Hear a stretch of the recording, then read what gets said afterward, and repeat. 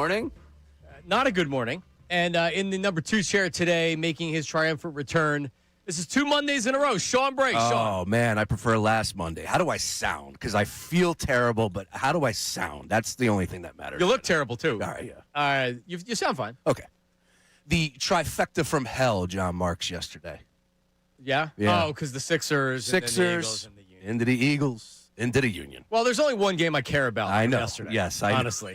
I feel bad for the Union. That's that right. kind of sucks. It's what it is. I didn't even realize they were in the playoffs, and now they're already out. And the Sixers, it's November. If I'm going to be out into the midnight hour, I expect to win some way, somehow, and that did not take place. Yeah, well, out late Sean is better Sean on the air. I like that. I'm fine with you sounding or looking terrible. That usually works out. Let's go. So, an all-time meltdown. It was one of the worst losses in Philadelphia Eagles history. Regular season, obviously, like you lose in the playoffs, that's a bad loss. 4th time in Eagles history, first time since Andy Reid's first game head coaching that they've blown a 21-point lead. And it is as painful. Sometimes you look at a box score and you're like, all right, he had a good game. No, he didn't. You didn't watch the game. There were garbage points, or he actually played better than the box score would indicate. No, this was as painful as it would appear to be. The Eagles found the way to lose that game yesterday. Sean, the Cowboys didn't even want to win the game. No. Cowboys tried to let the Eagles off the hook, but the Eagles wouldn't take it. And to start the game off the way that they did, with the first 3 drives, all getting points, ending with a kick, over $190 as far as total yards in those 3 drives, 12 first downs, like just hitting the ground running. And John, for me, going into yesterday's game, we talked about this last week, and you said, now is the time to be concerned. Like, have you seen enough with those 2 games? And I said, this Dallas game, I'm putting a little bit more emphasis on this one. A, because of how bad their defense is. Well, before the improvements that they were able to make at the trade deadline, because they are definitely a better defense at this point in time with the additions. But at the same time, B, for me, in a controlled environment, right? No bad weather. I get the sun. Put the curtain up already, Jerry, please. Are we still doing this? Put the curtain up. We're still doing it. I mean, come on already. But I just expected the offense to put together a 4-quarter game. And we get first quarter off and running. The way that they came out flying, I was fired up. I'm texting you. We were texting. I'm texting you. I cashed my tickets. I'm firing off tweets, calling people out. Ryan Russillo, you like that? Oh, were you? Oh, yeah. Were you calling people out? I was calling people out in the second quarter, pounding my chest. Yeah, I spent the money from the bet already. Believe me. Oh man, that was spent. I booked my vacation with that bet. The question is, what happened? What happened? Turnovers, penalties, missed opportunities, bad play calling in the second half.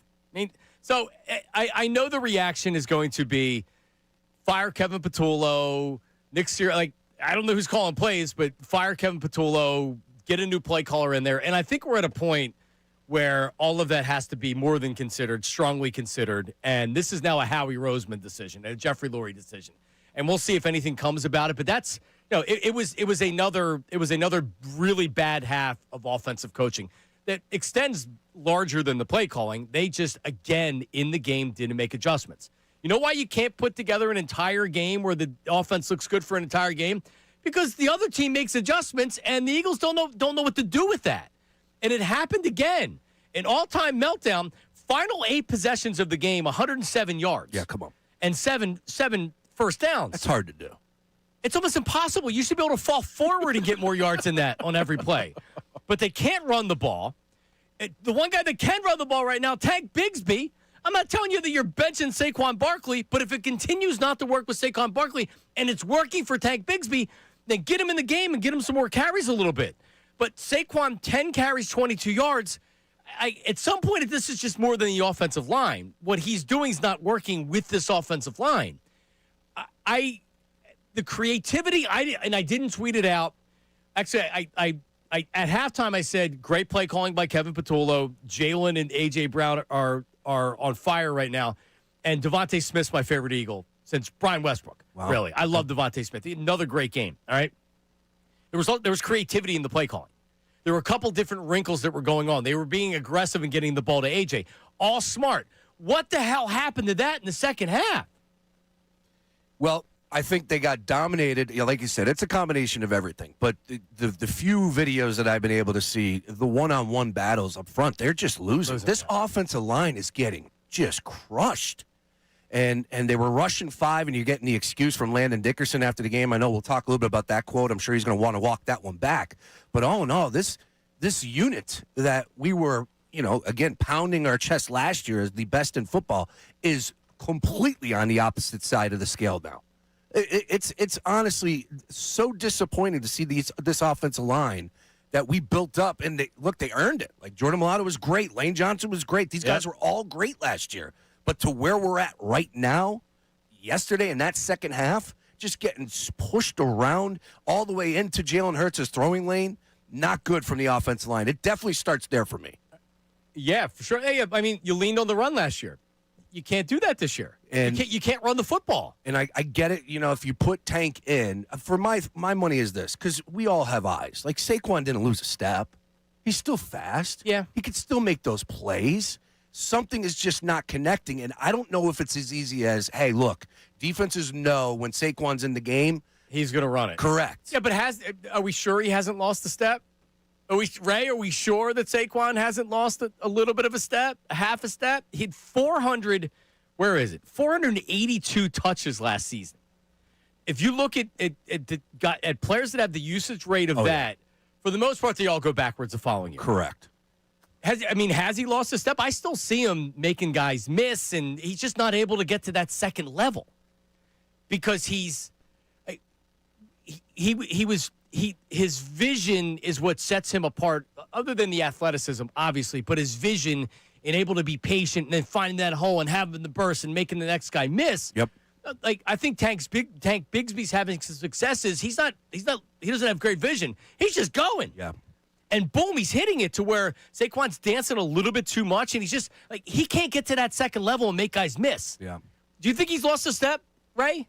It's hard to say. When a year ago, I think it was 800-something yards he had before contact, and it's hard to see him get to the line of scrimmage without having to dodge a guy this year. Agreed. So, maybe there's a step lost there, but that's not the right now is giving out associate degrees in run blocking. That was a big talking point about Genty with the Raiders. It's a community college. Pretty much. Hell, he's going to Sirianni Community College, all those offensive linemen. Genty was getting hit a ton in the backfield as soon as he was getting the handoff. And I believe the Eagles are on par with how bad the Raiders are as far as getting hit before you get to the line of scrimmage. That offensive line play. Correct. Chip Kelly got fired after the game last night. How about that? So everybody's going to want to fire the offensive coordinator. And I'm all for having a discussion on who needs to call plays. Let's get some reaction. 610-632-0975. We will take phone calls. 610-632-0975. Here are my top 3 reasons why the Eagles lost the game yesterday. All right? Yep. Number 1, turnovers. Saquon Barkley coughs it up. And included in that, Zach Bond dropping a gimme interception. Got to get that. You know what they do after that? That's a CeeDee Lamb 48-yard reception that was also a pass interference. They scored a touchdown on that drive. So Zach Bond right in his hands. Zach Bond. Yep. Zach Bond right in his hands. He drops it. The turnovers that happened yesterday. That's not what the Eagles do. That's not the way the Eagles win. They don't turn the ball over. That's why they're conservative. Number 2, and this is actually, I think it's 1 and 2 is about the same. Penalties. Think about how many spots that they had opportunities that they were driving. Like, start of the fourth quarter, Eagles are driving at the 43-yard line. Completion to Goddard. They call an offensive pass interference on Devontae Smith, which was bogus, by the way. Mm-hmm. A.J. Brown has a false start on the very next play. They go from 1st and 10 at the 43 to 1st and 25. And that's where they missed the field goal right there. Devontae Smith, the catch to the Dallas 12-yard line. This is with 8 minutes to play. Fred Johnson, illegal use of hands to the face. Next play is the Saquon fumble. Another one. Matt Pryor, start of the third quarter, 2nd and 2. They have the ball. You're 21-7. This is a chance with momentum. You go up 21-7. This game's essentially over. 2nd and 2 from your own 40. Pass to Goddard for 20 yards. Matt Pryor lines up illegally because he's not used to coming in on a jumbo package, and he sucks. Cut him today, too. Incompletion after that. Yet, there's so many different penalties. So if you take those big-time penalties away that stopped and stalled drives, maybe the play calling doesn't look as bad as it was because it was bad. 14 for 96. 14 total penalties. They lost the game because of penalties and turnovers, not because of bad play calling. We saw bad play calling earlier in the year. We've seen it this year. Yeah, and they've come out on top, right? They found a way to win the game. Part of me, John, and I know you want to get to your final, the number one reason, but part of me is like, and please don't take this the wrong way, but okay, now was the first time that they did not get the opportunity to win the game. Correct. Now it didn't go right, blew up in their face, and they weren't able to find a way to win the game. So now we can have some real discussion. Right, play calling's third on my list. Turnovers and penalties are 1, 2. Missed opportunities 1, 2. And then the play calling, which wasn't good. No. And I'm even saying they need to consider changing who the play caller is. I just don't know who that is. And God forbid the head coach with an offensive background maybe takes the bull by the horns and says, you know what, I got this now, to switch it up. There's definitely an issue when you're not able to play a full game. You know, before the game yesterday, I just was like, I want to find out who this team really is. You know, you had the great half against the Tampa Bay Bucks. You had the great half against the Rams. And then you look terrible in those two games against the Green Bay Packers and the Detroit Lions on offense. But, oh, by the way, you found a way to win those games. And like, I just want to know what this team is. Who are they? Right now, like, yeah, I get what their record is, but are you talking about this team doing something special at this point in time? 610-632-0975. Also, after the game, Jalen and Landon Dickerson spoke about how what Dallas did on defense, how it impacted the offense. We'll take a look at that. Take your phone calls. Your reaction to the Eagles having an all-time meltdown in Dallas yesterday. It is Middays with the Marks on 97.5 The Fanatic.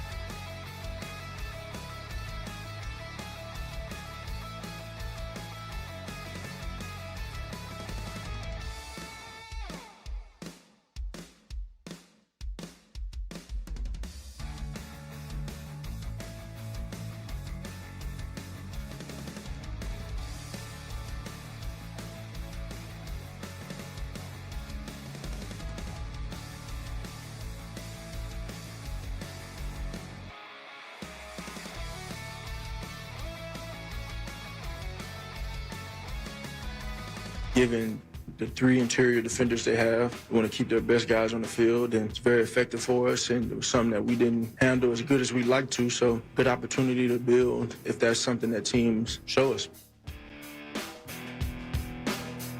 All right, Jalen Hurts after the game, talking about this I've heard a lot of discussion with the 5-man front or whatever. We're back. Middays with Marks, 97.5 The Fanatic. Sean Brace, Ray Dunn. Yeah, Dallas played a defense that they don't typically play, and the Eagles were slow to adjust or didn't adjust, and it was very evident with the success or lack of success the Eagles had in the entire second half.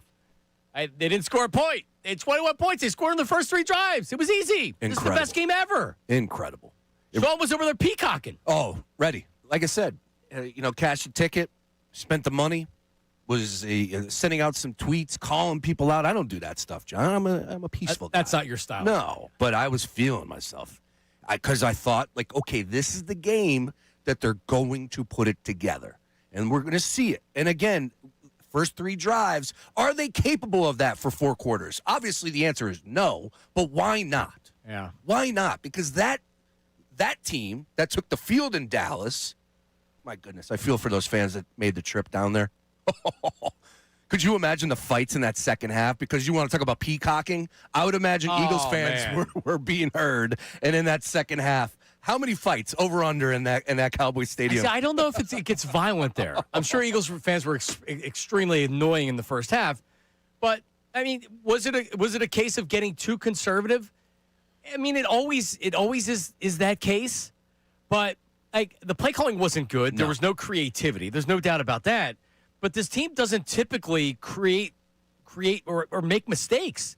The turnovers, the penalties in big spots, just like any type of positive play that they had, we get negated either by a penalty.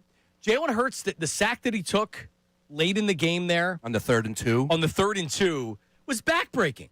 What is he holding the ball? I don't know what the call was. It wasn't a good call. One that could call for sure. I saw that one being broken down on the timeline, and Dan Orlovsky did a good job. It was very stale, and AJ didn't do much to get off the line of scrimmage, but at the same time, there wasn't really much creativity behind the play call. It's 3rd and 2, though. That's the issue, though. That they can't get to. Before, it'd be like 3rd and 2, you're not going to stop us. Correct. We're going to do 2 tush pushes, or we're going to run the ball, Saquon. You're not going to be able to stop us. And now, they don't even try it anymore. And now it's not even that frame of mind where it's like, look, this is the mentality we need to have. Let's get it to short down and distance. We'll pick it up. The tush push was stopped against the Detroit Lions. I know that they were able to run it effective for that touchdown, but I still believe in that play. Then again, maybe they're telling us that they don't believe in that play. They don't because of the offensive line and how bad it is and how dinged up they are. Brutal game by the offensive line as a whole. So this Landon Dickerson quote that you brought up, I get it. I don't care if they're running 5 down, whatever, man. You were getting blown off the ball, one-on-ones, losing those battles. And they were slow to adjust to it, or they didn't adjust to it at all. Yeah, I think that was fairly evident. It's the fact that a player came out and told us exactly what we saw. If he was a wide receiver or a quarterback, obviously, I think this quote is being a little bit more blown up. For me, I think that we should be shining a light a little bit more on this quote because, honestly, I don't even want to hear from him after that game. Right. Come on, man. Save that. 3rd and 2, 2-minute warning, balls at the Eagles 37. They control the game. Even with Dallas having timeouts, that's where, you know what I'm thinking here? God, as bad as the Eagles have looked this entire half, now they go down, they get a couple first downs. Dallas has to take their timeouts, and you're essentially milking the clock to kick a field goal and win. So I think a lot of us thought the game was Yeah, I was like, you know what? It hadn't been pretty, but this team finds a way to win. Even then, I thought that.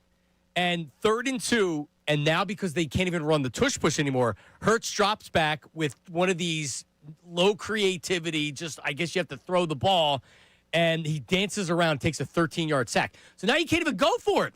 If that's 4th and 1, it would have been in their own territory. It's a risky play to go for, but no one would have ever worried about that last year or before. No. That's an easy conversion. As it stood, they had to punt it. Boom, that's the game.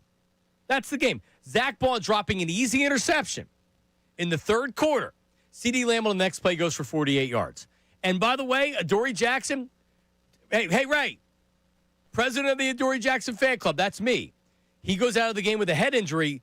Who has to go on the outside? Coop. And he got cooked. Coop got exposed. Now, I want to be fair because, again, I think the defense as a whole, did they do enough to win the game? They were put in an impossible spot. But, like, you could have used – they got – after the Gibson turnover where they gave him the ball, that should have been a touchdown. They got stopped there. Huge stop. They got stops. But still, the passing defense wasn't very good. Coop got picked apart by George Pickens. Yep. He was 9 catches for 146, a touchdown. I think a lot of them were against him.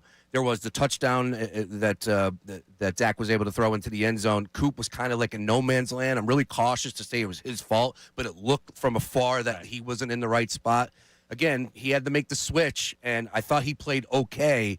But, the defense as a whole, we just needed them to do a little bit more, and they would have found a way to win that game. But I don't know if that's fair to say. Let's go to Jerome in Sicklerville, New Jersey. Jerome, lead us off. What's going on, man? Hey, how you doing, guys? First time calling. I like the show. Listen, everybody's talking about the offense coordinator, and that's right. And I heard what you're saying about that defense. I mean, they were being burnt down to the ground, to be honest with you. But the thing about it is that, the offensive coordinator's going nowhere.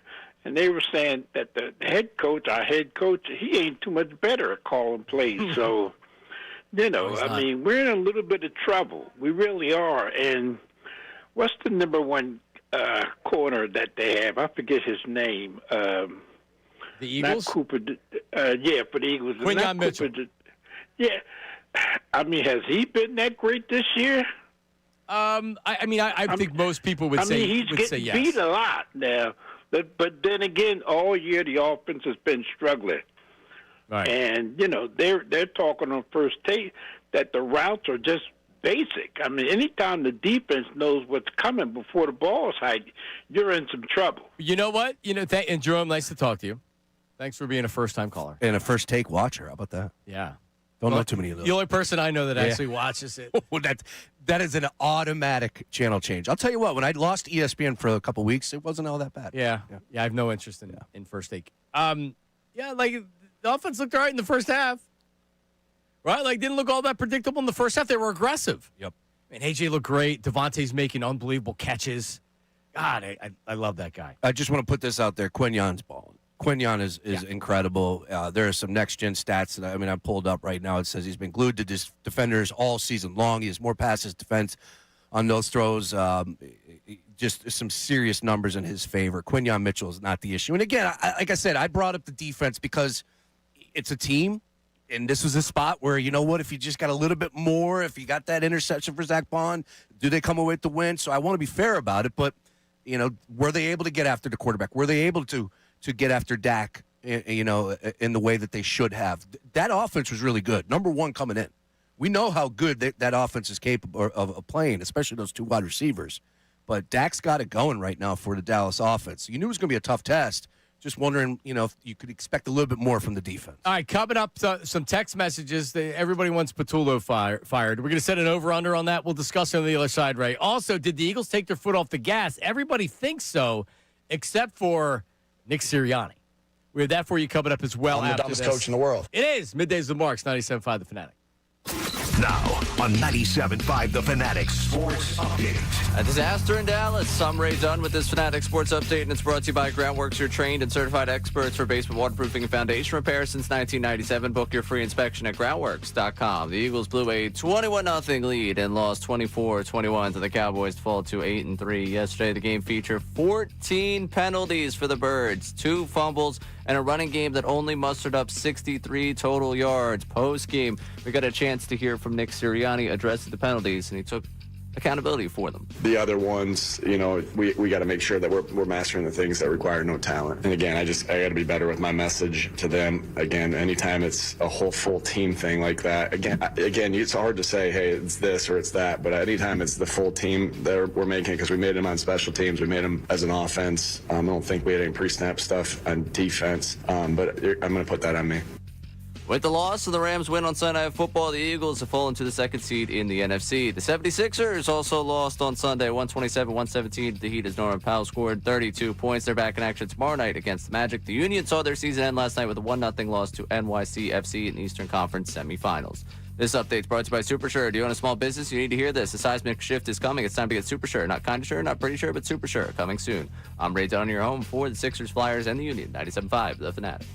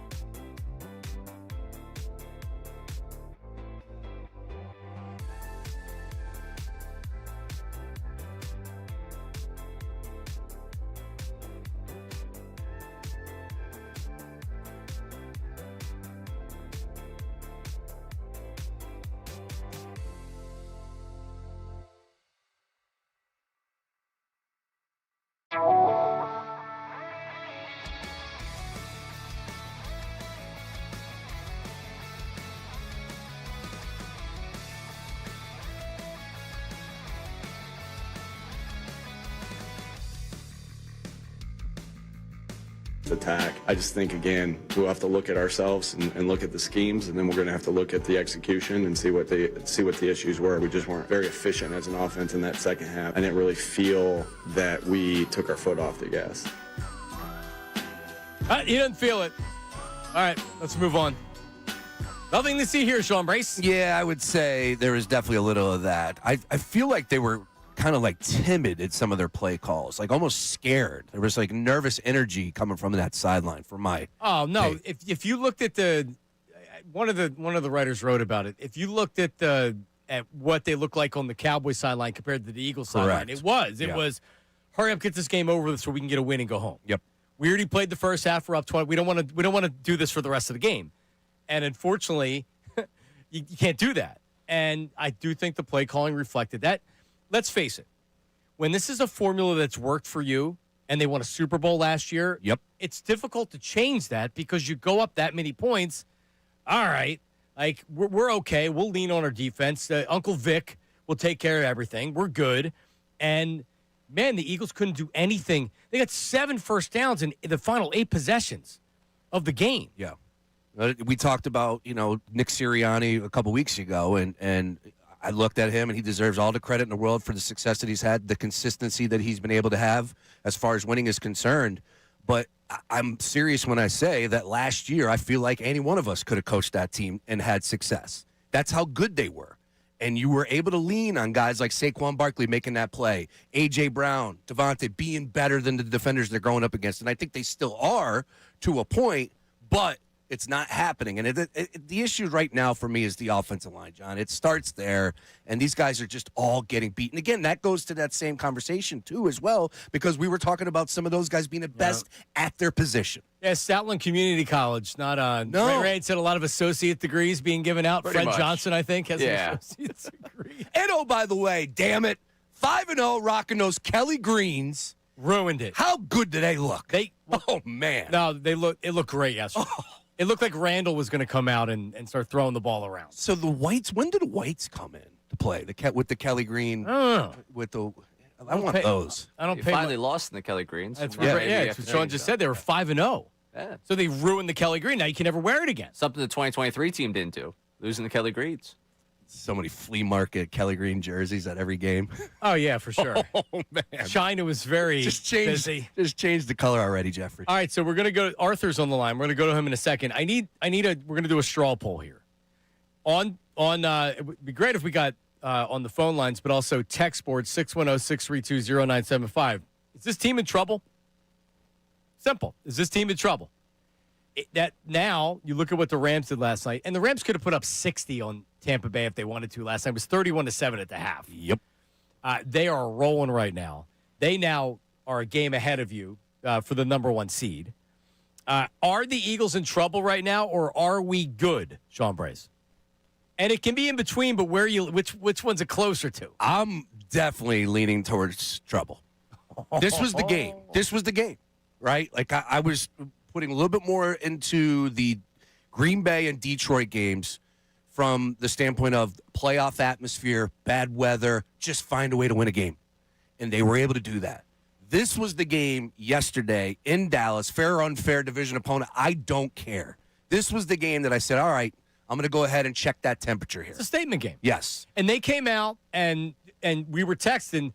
They're making a statement today. They are playing like the media has been nonstop negative. I thought the media deserved the game ball. Yep. If they were able to come away with that victory because the lull, it's the middle of the season, they're stirring it up, and they played pissed off in that first half, that first quarter. And then all of a sudden, the second half. Like, yes, this team, if we're talking about having the opportunity to win another Super Bowl, I'm not there right now. No, definitely not. This team is in trouble. 610-632-0975. Is the team in trouble, Ray, or are we good? What do you say? I'm closer to we're good. It's impossible to feel good this morning. I'm devastated over what happened yesterday. But do I think that they're going to have 2 fumbles, 14 penalties, and shoot themselves in the foot like that consistently? Again? To that level? Probably not.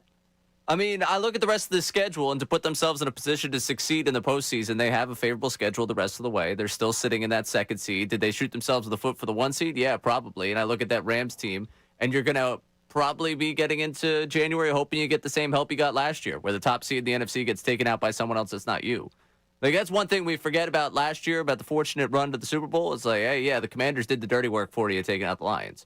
Like, you might be rooting for someone to do the dirty work for you again come this season. So, in the grand scheme of winning a Super Bowl, yeah, you're in trouble because you made your path more difficult. Yeah. But in the grand scheme of going to the postseason and having an opportunity to compete to get yourselves to that Super Bowl, I think we're still good. That Ray Dunn, he's Still breathing. sharp. Still breathing. I mean, I could have given a 3-second answer. Ray gave you a 3-minute answer. I like it, but though. it was detailed. Let's go to the throw. phones. And by the way, I actually think the Eagles are good. I'm not telling you they're winning the Super Bowl. Yeah, that's because the Rams look like they're winning the Super Bowl right now. It's still early enough.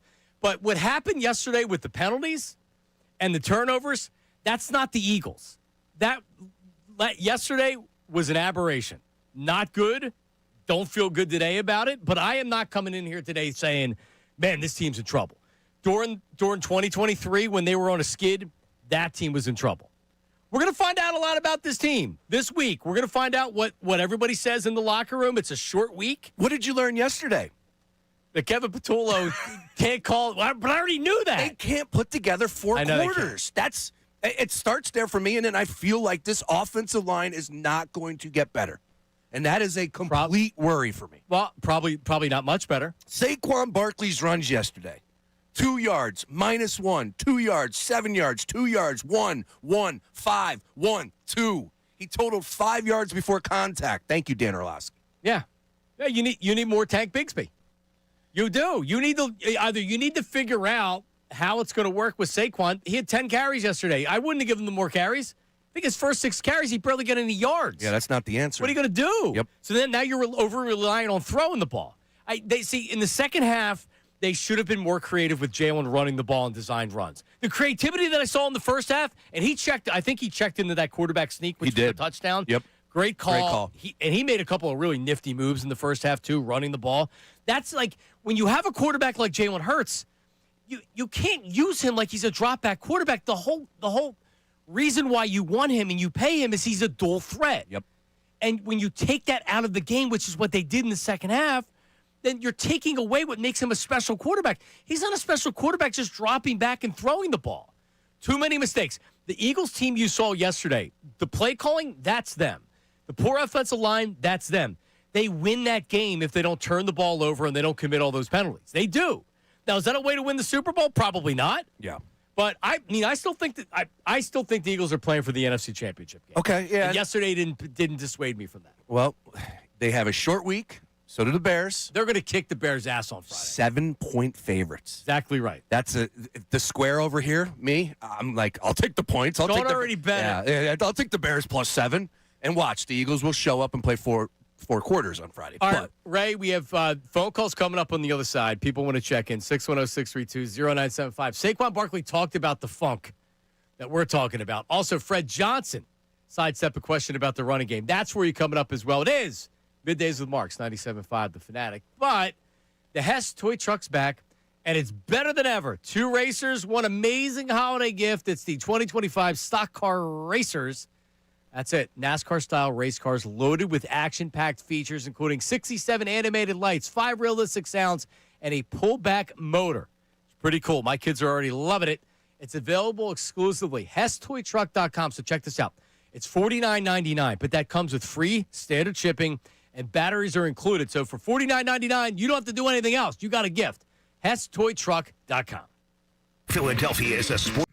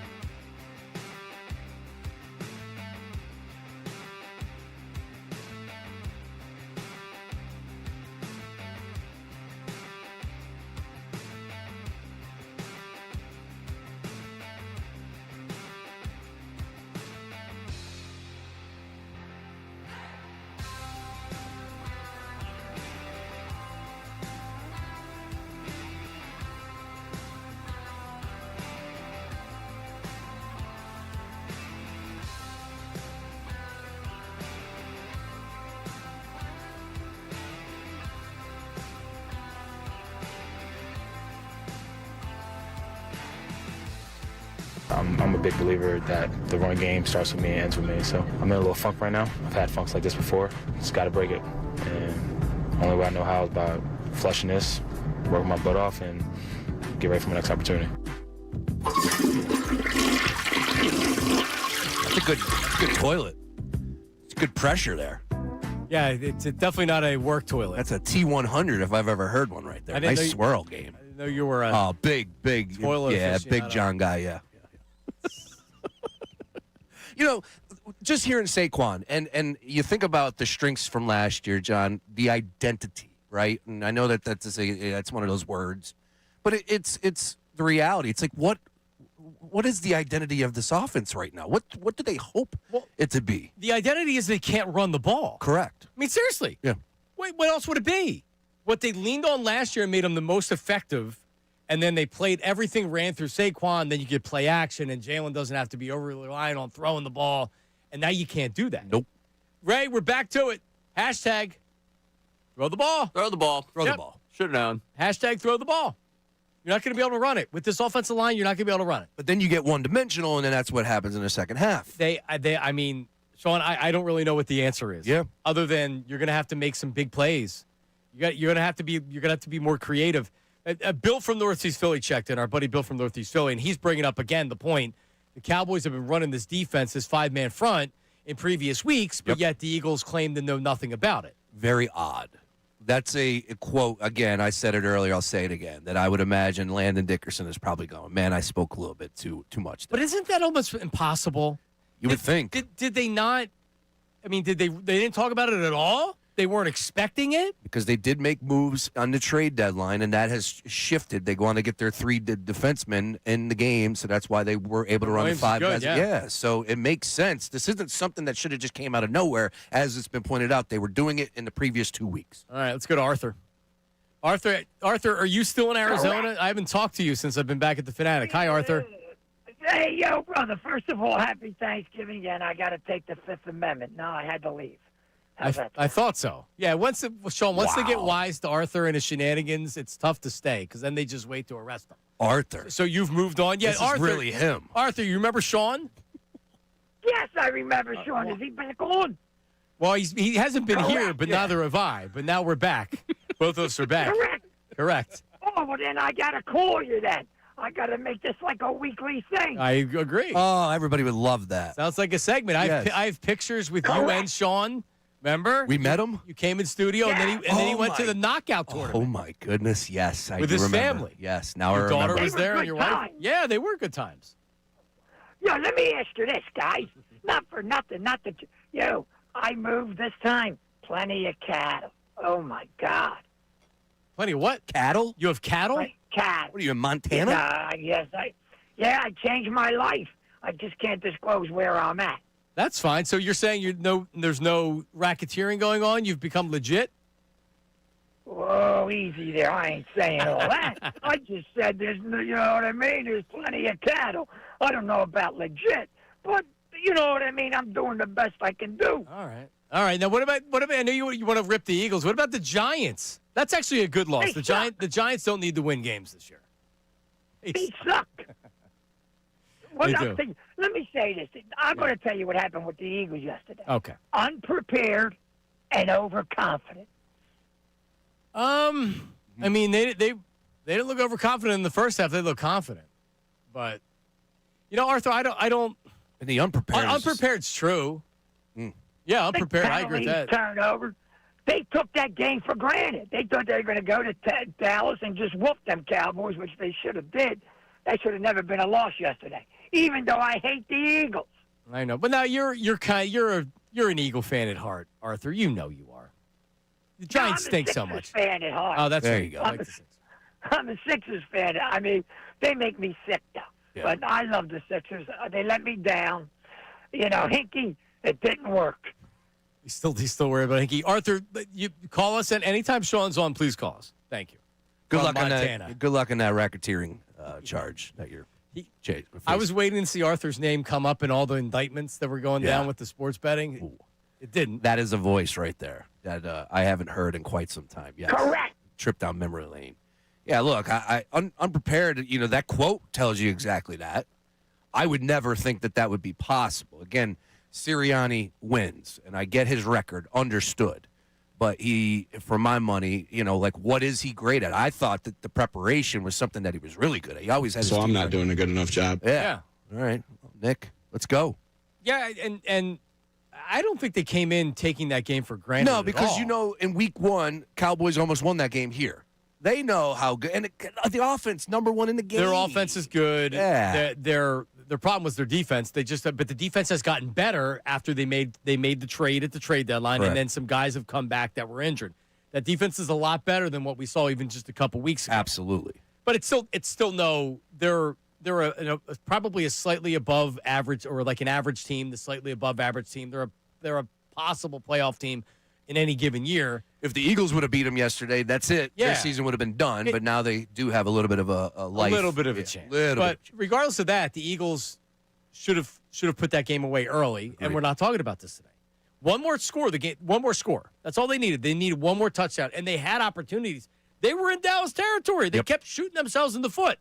Penalties, turnovers. And by the way, if Xavier Gibson is on this team when there's a game on Friday, I'm going to be angry. That might have been one of the dumbest plays I've ever seen a punt returner make. Yeah, no reason to field it, number 1. And number 2, you got to hang on to the football. You cannot drop it there. No. He's holding it like a loaf of bread. Yeah, you can't do that. But you're at the 1 yard line. No, you can't field it. Let it go. Let it go. Isn't that kind of like the basic strategy of a punt return? Yeah, lock your feet at the 10. You don't go backwards. It's pretty simple. But I guess he was trying to make a play. Awesome. Give me an opportunity here, limited spots, and then disaster struck. All right, we have phone callers. We want to talk to you, but also Andrew DeCecco's coming up next, our Eagles insider. What are his feelings on a potential move with the play caller? I mean, to me, this is where if Howie Roseman decides he needs to come down and say, all right, I think we need to talk about making a change. Who's calling plays? It's got to go to Nick. It's got to go to Sirianni. Yeah, I know. I 100% agree. Yeah. You're not giving it to the quarterback coach or somebody else. Got to go to Sirianni. It seems to be the theme going around the league now. You see Dan Campbell's calling plays now, and it's not easy. Nope. He struggled again yesterday. Yep. Yeah, they were fortunate to win that game. It's one thing to be a defensive play caller and be the head coach. It's another to be the offensive play caller and the head coach. He didn't have the headset. There was a problem with the headset. He was late getting the play in. Yeah. I think they had to call the timeout where they needed the timeout. All right, so that's coming up. To Checo, we'll talk a lot about that. Is it time to make a move? It is. Middays with Mark, Sean Brayson today, 97.5 The Fanatic. Now on 97.5 The Fanatic Sports Update. Terrible Sunday. I'm Ray Dunn with this Fanatic Sports Update, and it's brought to you by Morgenstern Air Restorations. Great teams stick together, and so does great air. Morgenstern Air Restoration championship results. Visit morgensternair.com or call 610-980-4000. 0 for 3. We're Philadelphia sports, beginning with the Eagles blowing a 21-0 lead and losing 24-21 to the Cowboys yesterday down in Dallas. The game featured 14 penalties for the Birds, 2 fumbles, and a running game that only mustered up 63 total yards. Post-game, Jalen Hurts addressed the penalties. When I think of penalties, pre-snap penalties, I think of focus, I think of alignment, I think of the discipline to executing those things. That's what comes to my mind. Ultimately, those are things that we have to eliminate. You got to continue to tighten up. With the loss now, the Rams won on Sunday Night Football. The Eagles falling to the 2nd seed in the NFC, now at 8-3 on the season. Sixers also lost Sunday, 127-117 to the Heat as Norman Powell scored 32 points. They're in action tomorrow against the Magic. Union saw their season end last night with a 1-0 loss to NYCFC. Maxi Morales scored the lone goal of the game in the 27th minute. Matt Freese played tremendous in goal for New York City FC, posting a clean sheet for NYCFC. This update's also brought to you by Allstate, which you can save on home insurance. With Allstate, you could easily save and get quality protection. Check Allstate first for our quote today. You're in good hands with Allstate. I'm Ray Dunn for 97.5 The Fanatic.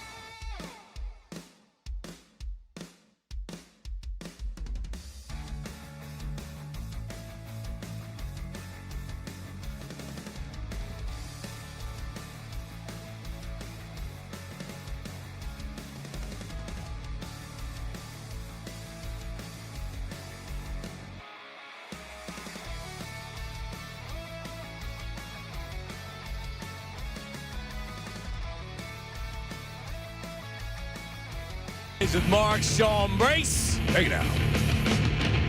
Ray Dunn. Football Mondays brought to you by Pierce Phelps Bryant Heating and AC. They're the local Bryant Home Comfort Team. Visit nopaybryant.com to keep your HVAC in the starting lineup.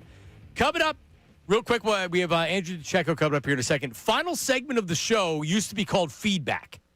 And I say used to be called Feedback. It's being rebranded. Most of the fun comments that we have aren't coming from the text board. Now, there's a lot on the text board, don't get me wrong. Okay. But we like to use them in segment.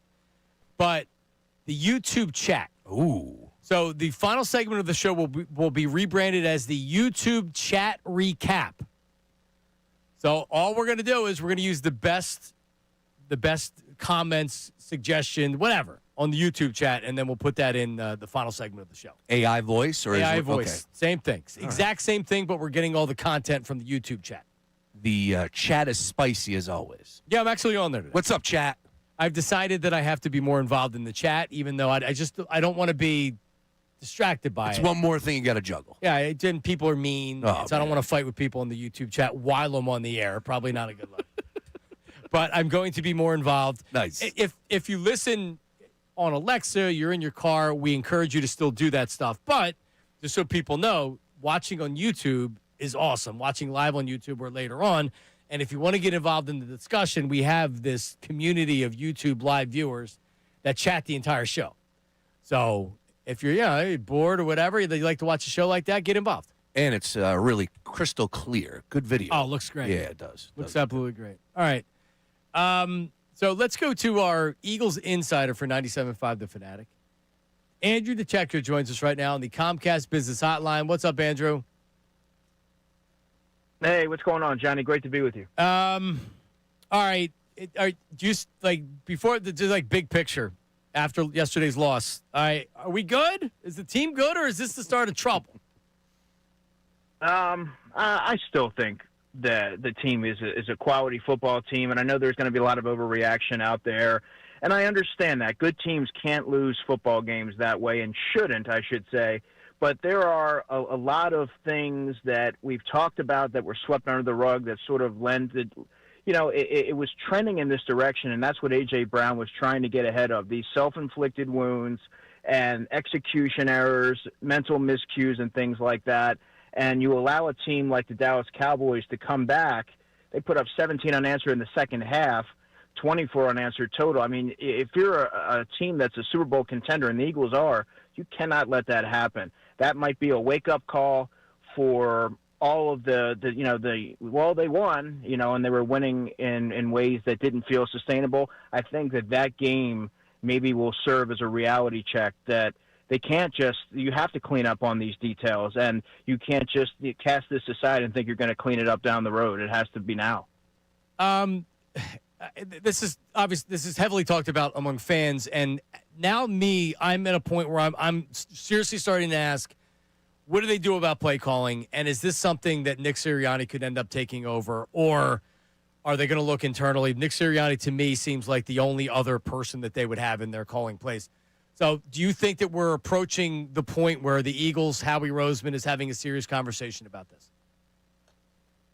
Yeah, you would think that at this point in the season, coming off that game, there would have to be some serious conversation. But the Eagles don't have an obvious answer outside of Nick Sirianni. Scott Leffler, their quarterback coach, sure, but to change a play caller at this point in the season for an 8-3 team, it feels to me like they're just going to ride that out. And they don't have that veteran consultant that you and I were talking about the last couple of weeks that would be the obvious choice or would be a sounding board for Kevin Patullo. But despite a lot of what I've heard, John, and I'm not sure where you land on this, I don't think that the Eagles sort of adopted a conservative approach in the second half. And I look at it from the first drive to start the third quarter. There was that 8-yard completion at Grant Calcaterra, followed by a 20-yard completion at Dallas Goedert. Then, of course, that was called back due to the illegal formation on Matt Pryor. Yep. The 2nd and 7, there were 2 incompletions to Devontae. That first was a deep shot to the left. Then you look at the first play of the fourth quarter, the pass to Goedert. That was for 8 yards. Devontae gets called for the OPI, and it's a 1st and 20.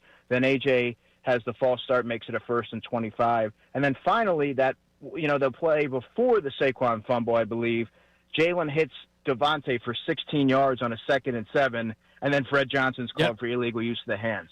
So for me, it wasn't like the Eagles were not trying to be aggressive, that they took their foot off the gas. It comes down to executional errors, and that's something that we've talked quite a bit about. Yeah, and I mean, I had said earlier in the show, the biggest problems with yesterday's game were turnover, penalties, missed opportunities. Play calling was third on that list. And you if they don't commit the penalties, if they don't have the turnovers, they win the game. Even then, I'm not telling you play calling was good in the second half. I don't think it was, but like the biggest problem with yesterday's game wasn't the play calling; it was everything else. Absolutely, and those are the things that have been continuous. Like that, they've been a common theme throughout the season. The Eagles have just been able to be better than the opposition, but even if it's just a bit. And now it came back to get them. Now they don't often turn the football over. They committed 2 turnovers in this game, and that was ultimately what did them in. But the game was just hanging in the balance, and the Eagles made one too many mistakes. 14 penalties, John, for 96 yards. I mean, you're not going to win a lot of football games like that, and you can only keep saying it's on me, it's on me. We got to clean this up. We got to clean this up. And I think Nick Sirianni's doing a good job of falling on the sword. But in terms of execution, that's on the players. They have to get that rectified because they have a pretty good team in the Chicago Bears coming in Friday on a short week. Execution, you're exactly right, Andrew. The offensive line, they were not executing at all. They were losing one-on-one battles, especially in the second half. I know they were dealing with some injuries. Lane Johnson, of course. I'm wondering your thoughts as far as the offensive line as health-wise, right? Is there a chance that this team could, or the offensive line could get better? Because they just have an inability to run right now. And you see Saquon Barkley's numbers, like that's eye-opening. I still don't think Saquon Barkley's lost a step, but offensive line, they're getting beat. Do you see this improving at all? Yeah, that's a great question. And in my estimation, to the second part of what you were mentioning, I believe that Saquon Barkley is more or less the same guy. I don't buy that he's lost a step. But in terms of the offensive line, they've been banged up all season. And I go back to, in the offseason, a lot of the conversation centered around Saquon Barkley and the volume of touches that he had last season, and would he be able to sort of round back into form this season? Would that have an effect? I don't think enough was made about the attrition along the offensive line and how that style of play could wear down a player who plays that position, and it certainly did across the board. You're seeing it with Landon Dickerson, who's dealt with a multitude of injuries this season. Cam Jurgens struggled mightily last week and hasn't had a great season. He had the offseason back surgery. And Tyler Steen's had some bright moments, but he didn't have an overly efficient game in my estimation. And Fred Johnson had 2 penalties in that game. So when you see Saquon Barkley, 10 carries, 22 yards, it's sort of been that common theme throughout the season. And the Eagles just aren't able to generate a lot of push up front. I think a lot of that has to do with health. But they have had some bright moments in pass protection. There were even moments yesterday where Jalen had quite a bit of time. It's just for whatever reason, nothing really was able to manifest. All right, DeCecco, appreciate it, buddy. Good stuff. We'll be listening for you on the station this week. Thank you. Appreciate you guys. Thanks. All right, there he is, Andrew DeCecco. Yeah, there were some times that he did have all day to throw the football. You're right about that. Or Andrew was right about that. And I thought Saquon did pretty good as far as pass blocking as well. They're not able to get the push up front and on the run game. Like, they can't get it going. Pass protection has been fine. Yeah. He hasn't. Yesterday he was under a little bit of pressure, but that's also a lot of times he's holding the ball. Like on that sack that he took on that last drive, he can't take that sack. No, got to get rid of it. Yeah, I don't know why aren't they moving him out of the pocket a little bit more so he can throw on the run, especially put pressure on the defense to say like, hey, not only could I run this ball, I could throw this ball too. I mean that's the whole reason why you have Jalen Hurts. When you let him drop, especially in a 3rd and 2. Yep. If you're going to throw the ball, put some pressure on the freaking defense and he can run the ball for 2 yards. And, oh, by the way, if they're going to spy him, which you have to, because he will pick up those tough yards, then it's going to open up the middle of the field. I'm with you all the way on that one. Get him out of pocket. Allow him to make some plays with his legs. All right, let's get a couple phone calls here. Let's go to John. John in Levittown. John, what's up? Oh, my God. I get more in acids.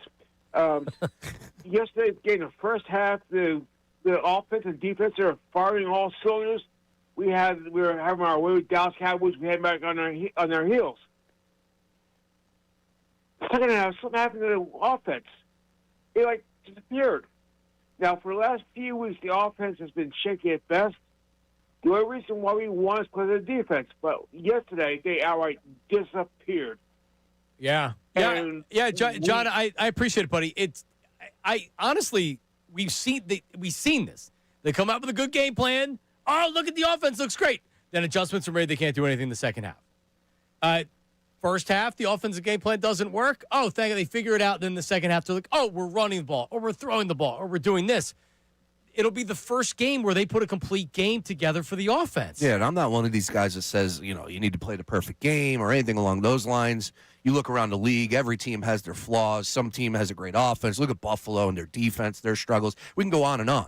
But I just want to see this team put it together for 4 quarters. That's it. Or 3. Or 3, exactly. 3 quarters would have won yesterday. They've had good halves. Tampa Bay, that was a great first half. The Rams, we've talked about this. We're now getting into Nick Foles 27-2 territory. Yes, they've had some good halves. They can't put it together for 4 quarters. That's what I wanted to see yesterday, and I thought we were going to get it. Hell of a start, John. All right, we'll get text line reaction coming up, and then your phone call, 610-632-0975. Chris in Philly, Black Gritty wants to bench Saquon. We'll talk about that with him. Historic collapse. Ugh. One of the worst ever. They haven't blown a lead like that since Andy Reid's first game. Unbelievable. 610-632-0975. It's Middays with Marks, 97.5 The Fanatic. Hey, it's Ray Dunn, and this Thanksgiving, FanDuel in partnership with Valley Forge is introducing a brand new way to build a parlay together. It's called Pass the Leg. So here's how it works. You start a group build, you add your pick, and then pass it to your friends so they can add theirs. Great way to get everybody involved over the holiday. When everyone's done, you lock in the group parlay with your own funds because football's better when it's played and bet together. And to make it even better, everyone gets a 50% profit boost to use on their build. So if you're doing the group, you don't want to be the guy that ends up busting the parlay. You want to go probably something a little bit chalky. Plus, you're getting a 50% profit boost here. Looking at the Thanksgiving games, looking at that Lions team right now, Jahmyr Gibbs feels like a lock to score a touchdown every single week. Having him in fantasy, it's been kind of lovely to see it happen. So I'm going to go with a Gibbs anytime touchdown against the Packers as my pick to put in that pass the leg parlay and let everyone else have to deal with the tough picks for the holiday. So grab your crew, start your build, and get in on the action this Thanksgiving with Pass the Leg. Visit FanDuel.com/endzone. That's FanDuel.com/endzone to get started. FanDuel, play your game. 21 plus and present in Pennsylvania. Opt-in required. Bonus issued as non-withdrawable profit boost tokens. Restrictions apply, including any token expiration and max wager amount. See terms at sportsbook.fanduel.com. Gambling problem? Call 1-800-GAMBLER.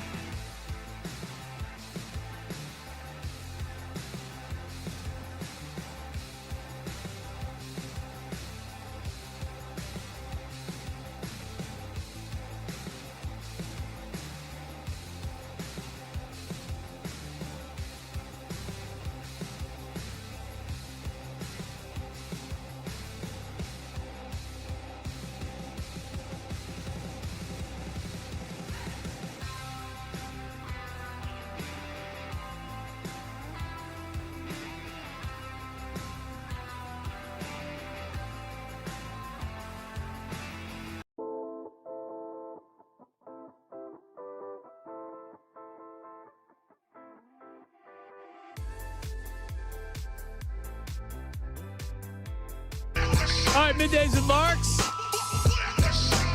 Along with Ray Dunn, Sean Brace in the number 2 chair today. Hello, Sean. Hello. Yeah, man, that was a tough one to swallow yesterday. It's still, it's going to be frustrating. The good news, though, John, short week, right? Get back at it, get that taste out of your mouth. Oh, yeah, that's dynamite. It's awesome. It's a 7-point favorites, Black Friday game, 3 p.m. 3 p.m., yeah. Yeah, I'm in. That's awesome. I can enjoy my weekend after that. Yeah. Hopefully. I don't know. Rats. I almost prefer to have the holidays off, but, it is what it is. Yeah. I mean, they don't have the same rivalries in college football on that Friday, right? Correct. They used to have the backyard brawl. They already played that. No, the Egg Bowl, I believe, is on that. Egg Bowl Yeah, is. yeah. Yeah, because Lane Kiffin's going to announce he's going to LSU the following day. He might go to Penn State. He ain't going to Penn State. There's a rumor out there. There's a big name on the horizon. Oh, yeah. I don't know. I will be there.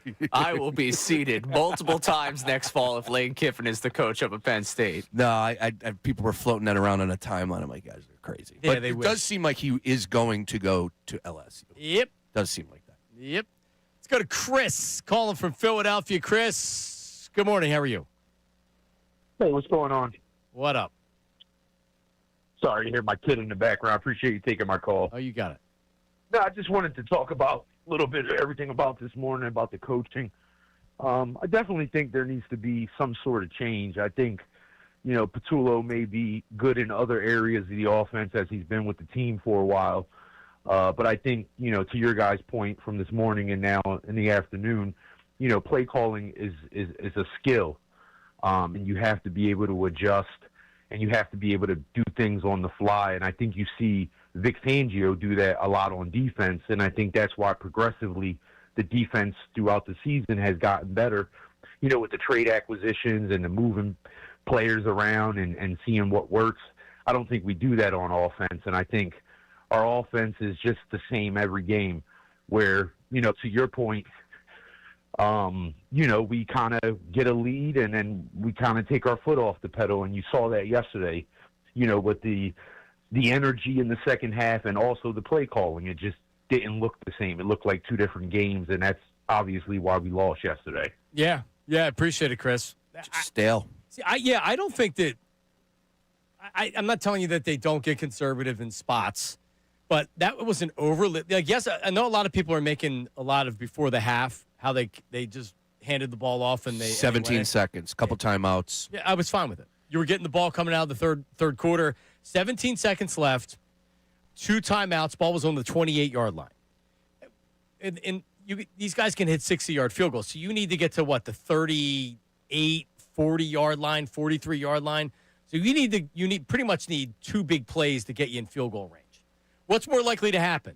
That you get in field goal range or that you get sacked or you turn it over? For this offense right now, yeah, the latter. But, it does seem like a lot of teams are able to make that happen. Again, to yesterday, that situation, I'm with you. I didn't have a problem with it. If you don't get the ball coming out of the second half, Different maybe vibe, you think about trying to sneak a field goal in there. On the road, you got to lead. Your vibes are high right into halftime. I had no issues whatsoever. Ray, you agree with that?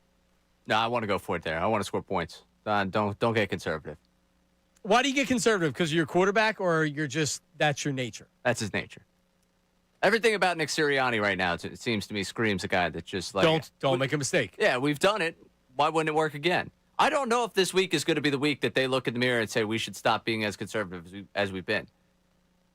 He's going to say what? Gibson making that fumble inside the 10? What? Is that something that we should expect every week? Saquon Barkley dropping a football, 14 penalties, we'll coach him up better. I don't know necessarily if this is the spot. Everyone wants to say this is the spot where they're going to look at themselves and say, we need to change. No. I don't know if this is the spot where they're going to be like, ooh, yeah. I thought this was the spot. I thought the Cowboys First half, they were making their statement. Yeah, I thought that this was the game. Not this game on Friday against the Chicago Bears, who have won 4 straight, but are very gettable. Obviously, 7-point dogs there.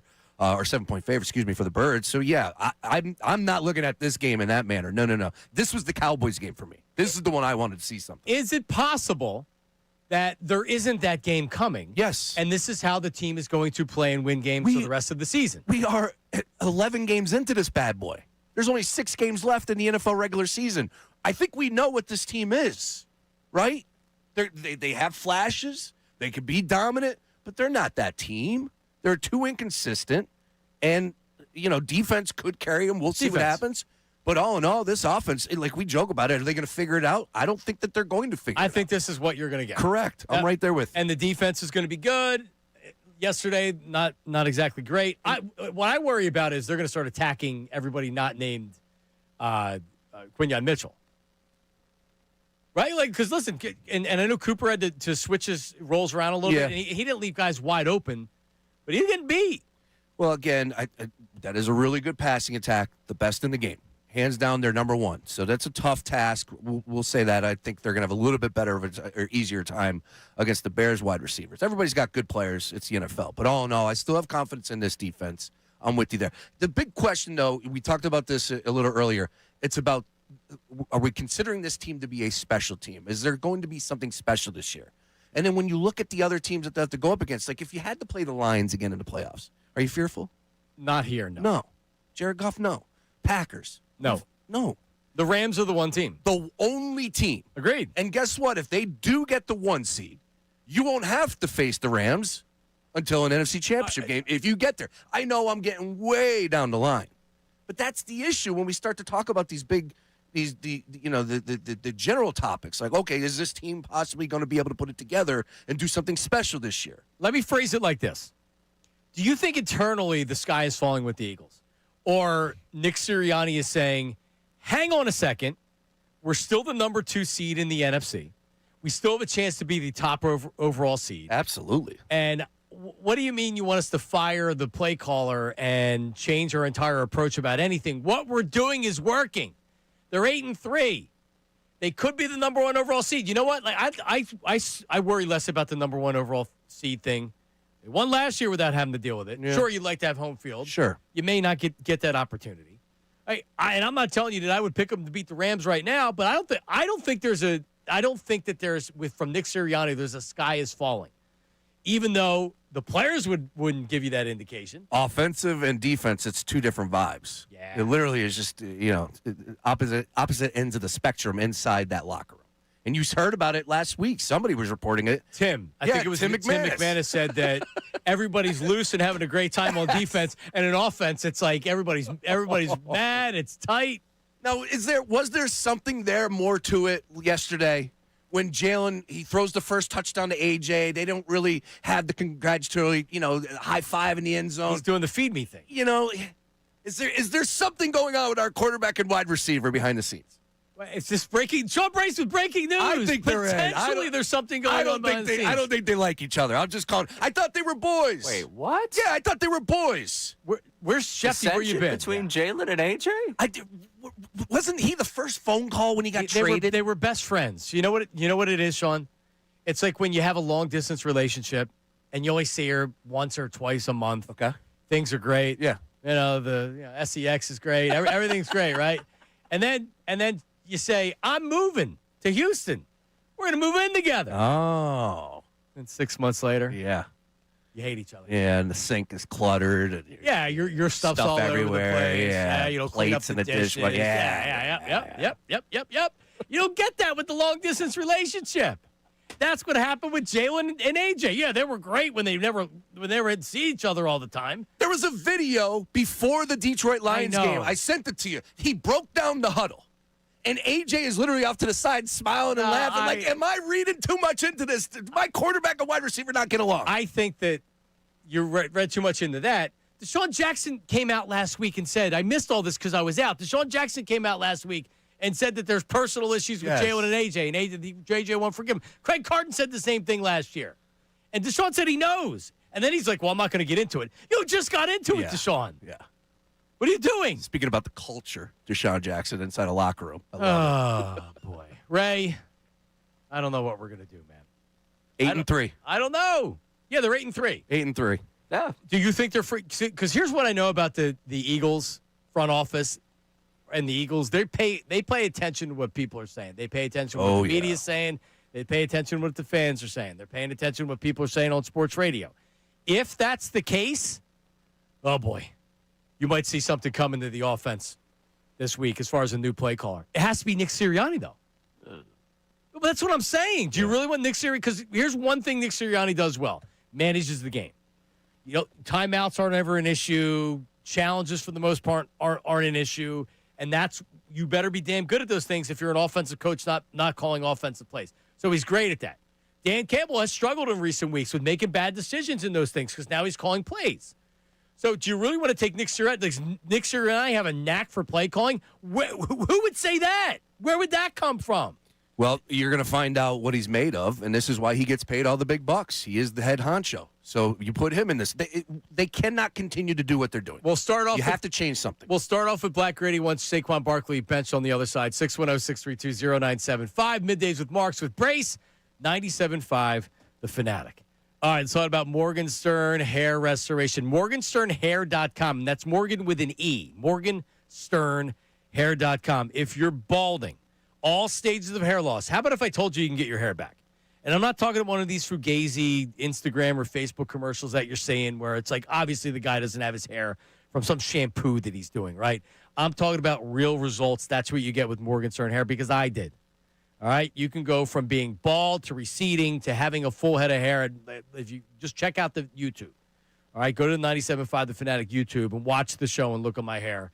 The hair is amazing. I'd have a shaved head like Sean Brace right now if it wasn't for Morgenstern Hair. And he looks very sexy with the hair.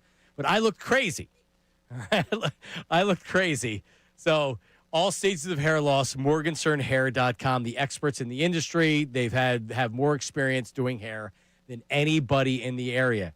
Comes with experience and success. Morgenstern Hair. I trusted them with my hair. You can too. You can reach out to me. You can email me. Look on my social media. If you want to DM me, I can help you and even give you pictures of what it looks like, and then I can actually pass you along the good people at Morgenstern Hair. 610-980-4000 is their phone number. 610-980-4000 or morgensternhair.com. Now on 97.5 The Fanatic Sports Update. A disaster in Dallas. Summary done with this Fanatic Sports Update. The Eagles had a 21-0 lead. Were cruising in the first half. From that point on, it was a disaster down there in Dallas. The Eagles lose 24-21 to the Cowboys, fall to 8-3 on this season. The game featured 14 penalties, 2 fumbles, 0 second-half points, a running game that only mustered up 63 total yards. Post-game, Nick Sirianni addressed the penalties and took responsibility for them. I got to be better with my message to them. It's hard to say, hey, it's this or it's that, but anytime it's the full team, because we made them on special teams, we made them as an offense. I don't think we had any pre-snap stuff on defense, but I'm going to put that on me.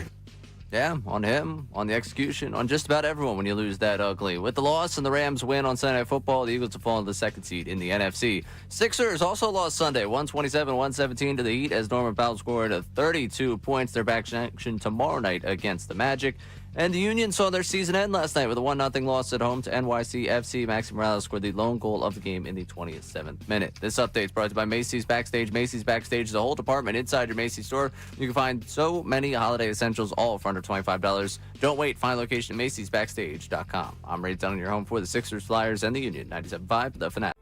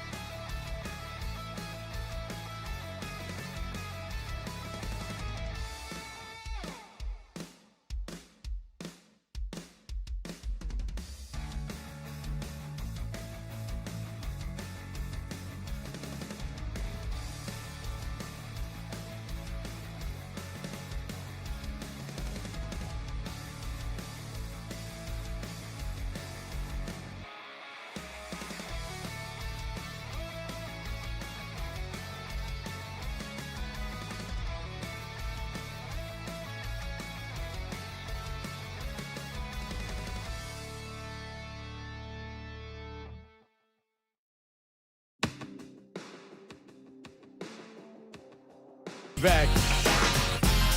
Yeah. You like this song? This is how we do it. Yeah, of course, man. Montel. I'm a big Montel Jordan fan. Name his second song. Something for the Honeys?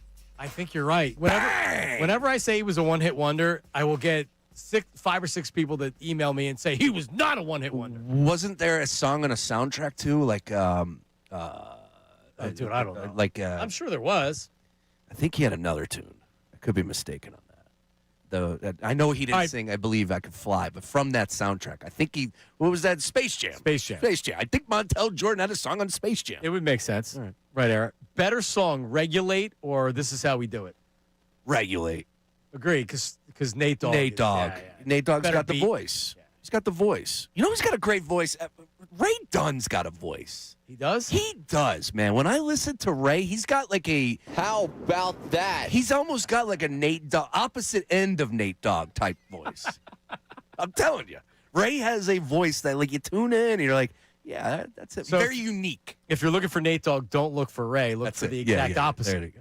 I don't know if that made sense. Made sense I in my head. appreciated it. Yeah. Whatever you were going for there, I appreciate it.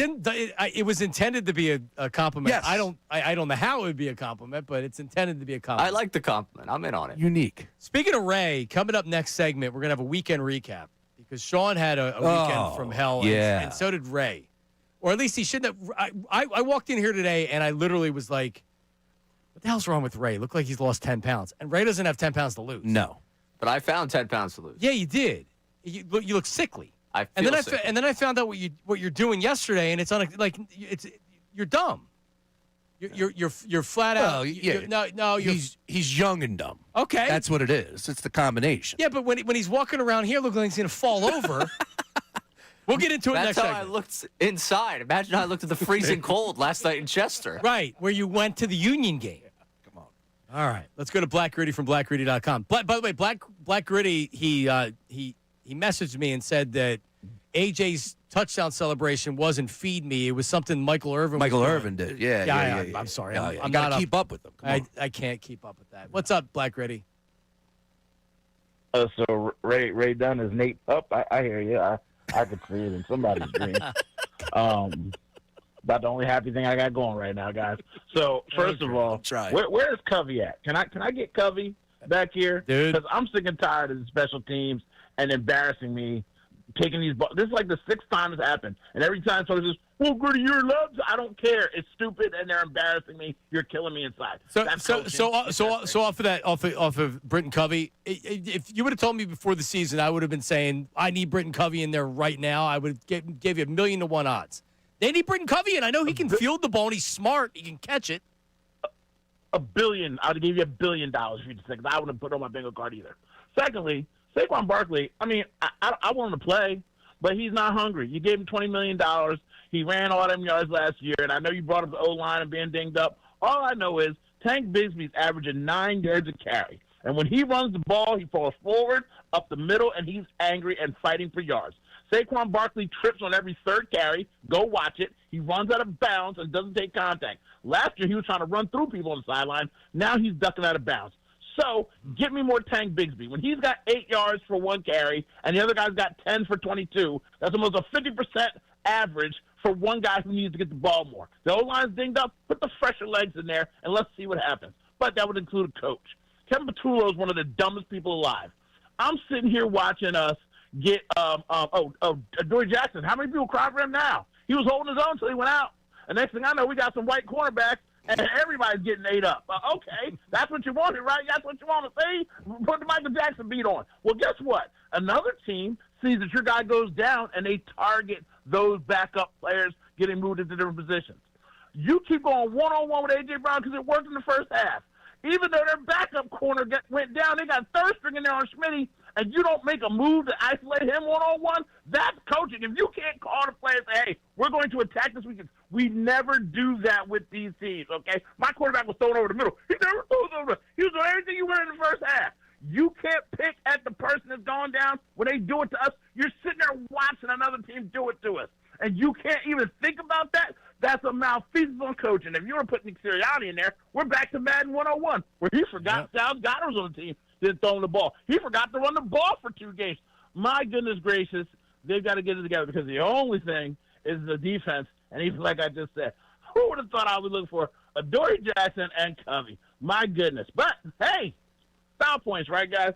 Go Birds. Have a good week, Johnny. All right. I love you. There Nice. is. Black Gritty. Spitting. Hey, I mean, Ray, people laughed at me. This was like one time I famously on the air. When did he go down? Who? Adoree Jackson. When was it? It was okay. It was the third quarter. It was actually a little bit later. All right. He was holding his own. He got beat a couple times, but guys are going to get beat. Yeah, I would eventually imagine that. Yeah, the cream is going to rise, and eventually he's going to lose out, like we saw with Coop yesterday. You know what the problem is? Him going off the field changes everybody's role. Yeah. Yep. You're right. And it changed Cooper DeJean's role. He had to do a little bit more. A couple injuries in yesterday's game that we need to be paying attention to. Kuba is on crutches apparently at the end. But Kuba stinks. He's not very good, right? I mean, whenever he's had his moments. He's had a couple plays, but whenever you hear his name, it's usually Ray. It's not usually in a positive way or in a Yeah, I positive. felt like he had been fine over the last couple of weeks. Yeah. Or you haven't heard his name, which is a good thing. I don't want to hear my Yes. safety's name. I guess. I don't know. But I one time had said, and it was when people still believed in Carson Wentz, but it was after the Super Bowl year. I drafted Josh Allen over Carson Wentz in a fantasy football league. All right. And I said I took Josh Allen over Wentz, and I got death threats. Literally, I had people. So I got labeled as this Wentz hater, which I really like. I grew to be a Wentz hater, I guess, but like it really wasn't about that. So I had taken unpopular stands before, but the Adoree Jackson, I'm a president of his fan club, Sean. You don't know this. No, you told me last week. Right, and you didn't want to join. No, And I I'm said definitely not. I'm on the outside of the club. I'm hating from the outside. So I said people weren't allowed to join unless you got in. I lied because no one got in. So now I need people to join me in the Adoree Jackson fan club. Ray? I was there last week. You were there last week. Yeah. All right. Sean, you're still out there? No, I'm on the outside. I'm a Cooper DeJean stand. He is the chosen one. I know that he got picked apart by George Pickens. Again, Cowboys offense, passing game, best in the game, best in the league. George Pickens has been doing that to everybody. Yes, he's going to make a lot of money. How about that? You think the Steelers are regretting that move? I know that probably Third-round draft pick. He, I'm sure, wasn't the most easiest player to get along I think with. he's going to regret the move? The team that gives him $100 million and he turns back into George Pickens. Yeah, that's Pittsburgh. Fair. That's basically how it's going to work out. You're right. He's good, though. He is. He's balling. He was a second-round draft pick because he's a knucklehead. He was a first-round talent, and everybody agreed on it. The Steelers got him. I think it was 36th overall because he slid because there's some knucklehead tendencies. And then you saw him. Yep. But, damn, he looks good this year. Yeah, and then the knucklehead tendencies when they're out in Vegas. Yep. Yeah. Oh, my God. Classic. Yeah, CeeDee Lamb tried to lose the game yesterday for the Cowboys. He struggles against the Birds. I don't know what that is, like, the mental block, but he dropping struggles. balls left and right. All right, 610-632-0975. That's the text line. That's the phone line. Weekend recap. Ray Dunn, I'm ready to send him for an IV. What was he doing this weekend? Sean Brace making boneheaded decisions. I could probably use an IV too as well. That's normal. Yeah. Your IV is the 24-ounce Wawa. I had 24 ounce. I got one Red Bull already gone, and I got another one backed up. So for people that my energy drink consumption, Sean, I'm like little brother when it comes to Sean. Oh, man, the heart is beating heavy right now. Weekend recap next. Don't go anywhere. Hey, everybody, it's Bill.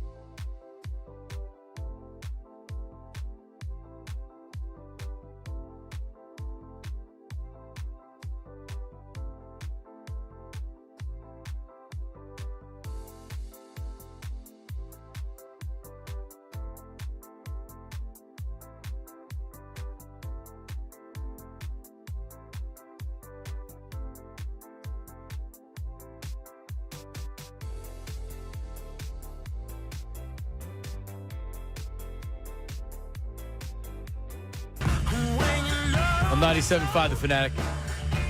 Sean Brace, Ray Dunn. Weekend update coming up here in a second. And then news at noon with Ray.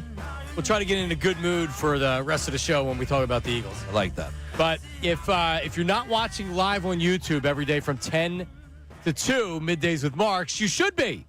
So like, subscribe, comment, get involved in the live chat.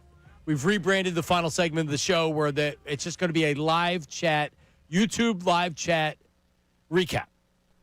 There you go. So anything that's happening during the live chat is going to be it's up for it. It's right there. So we can do anything from the live chat. A lot of people, it's the inside of the show. People rip our clothing or, my hair. I got my hair cut, so I'm looking all right. It does look good, man. Got a freshie from Ray's car. Nice work. So I'm looking okay.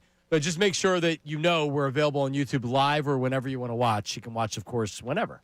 That's a bit of YouTube. Also, if you're not listening on the app live or listening on 97.5 The Fanatic live, you can go back wherever you find your podcast, or you can do it on the 97.5 The Fanatic app.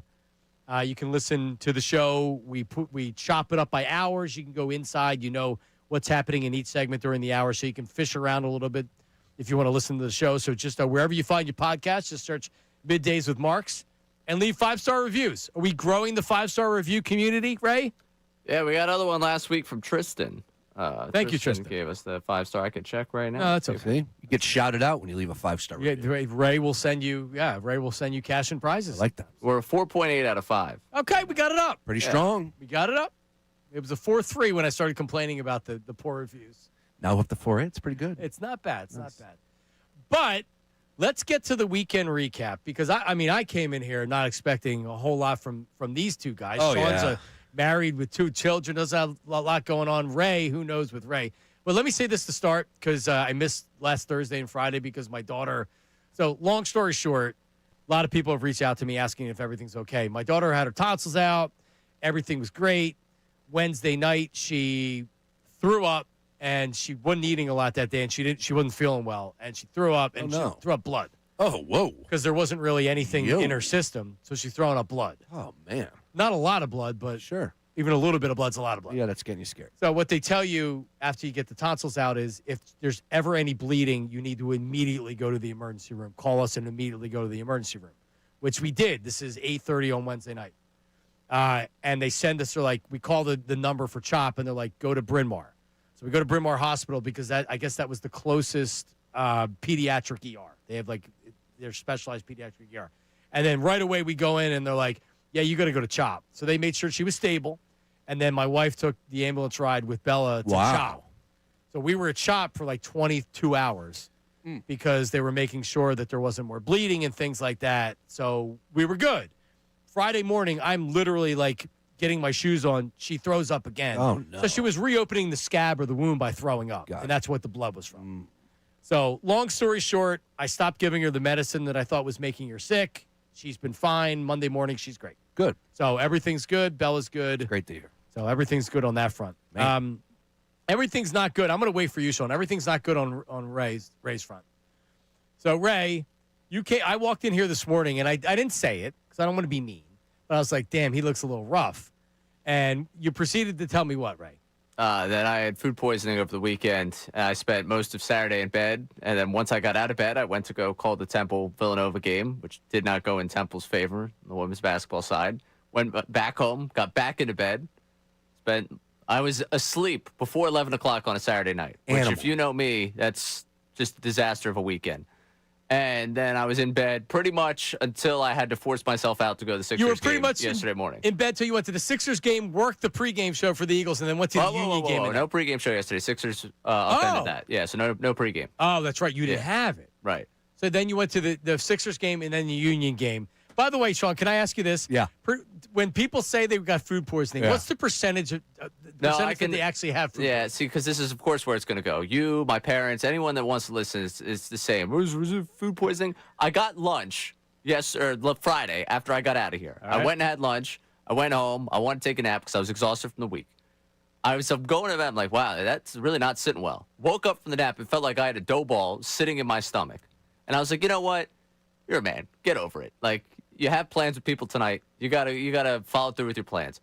Everyone that watched me consume anything Friday night was like, wow, he's really not drinking it all tonight. So hang on a second. You went out Friday night. Look at this. You were working on Saturday, and then you were out all weekend, all Sunday long.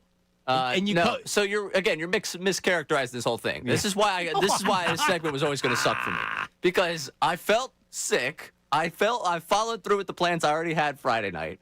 I woke up middle of the night Friday into Saturday and just puked my guts out for an hour, pretty much. And then went out for 10 hours on Sunday. Good job. Well, out is very, very, like, people think, oh, he's out having beers. I was literally suffering through both of those games, not just because of the teams losing the games, because I'm sitting there exhausted.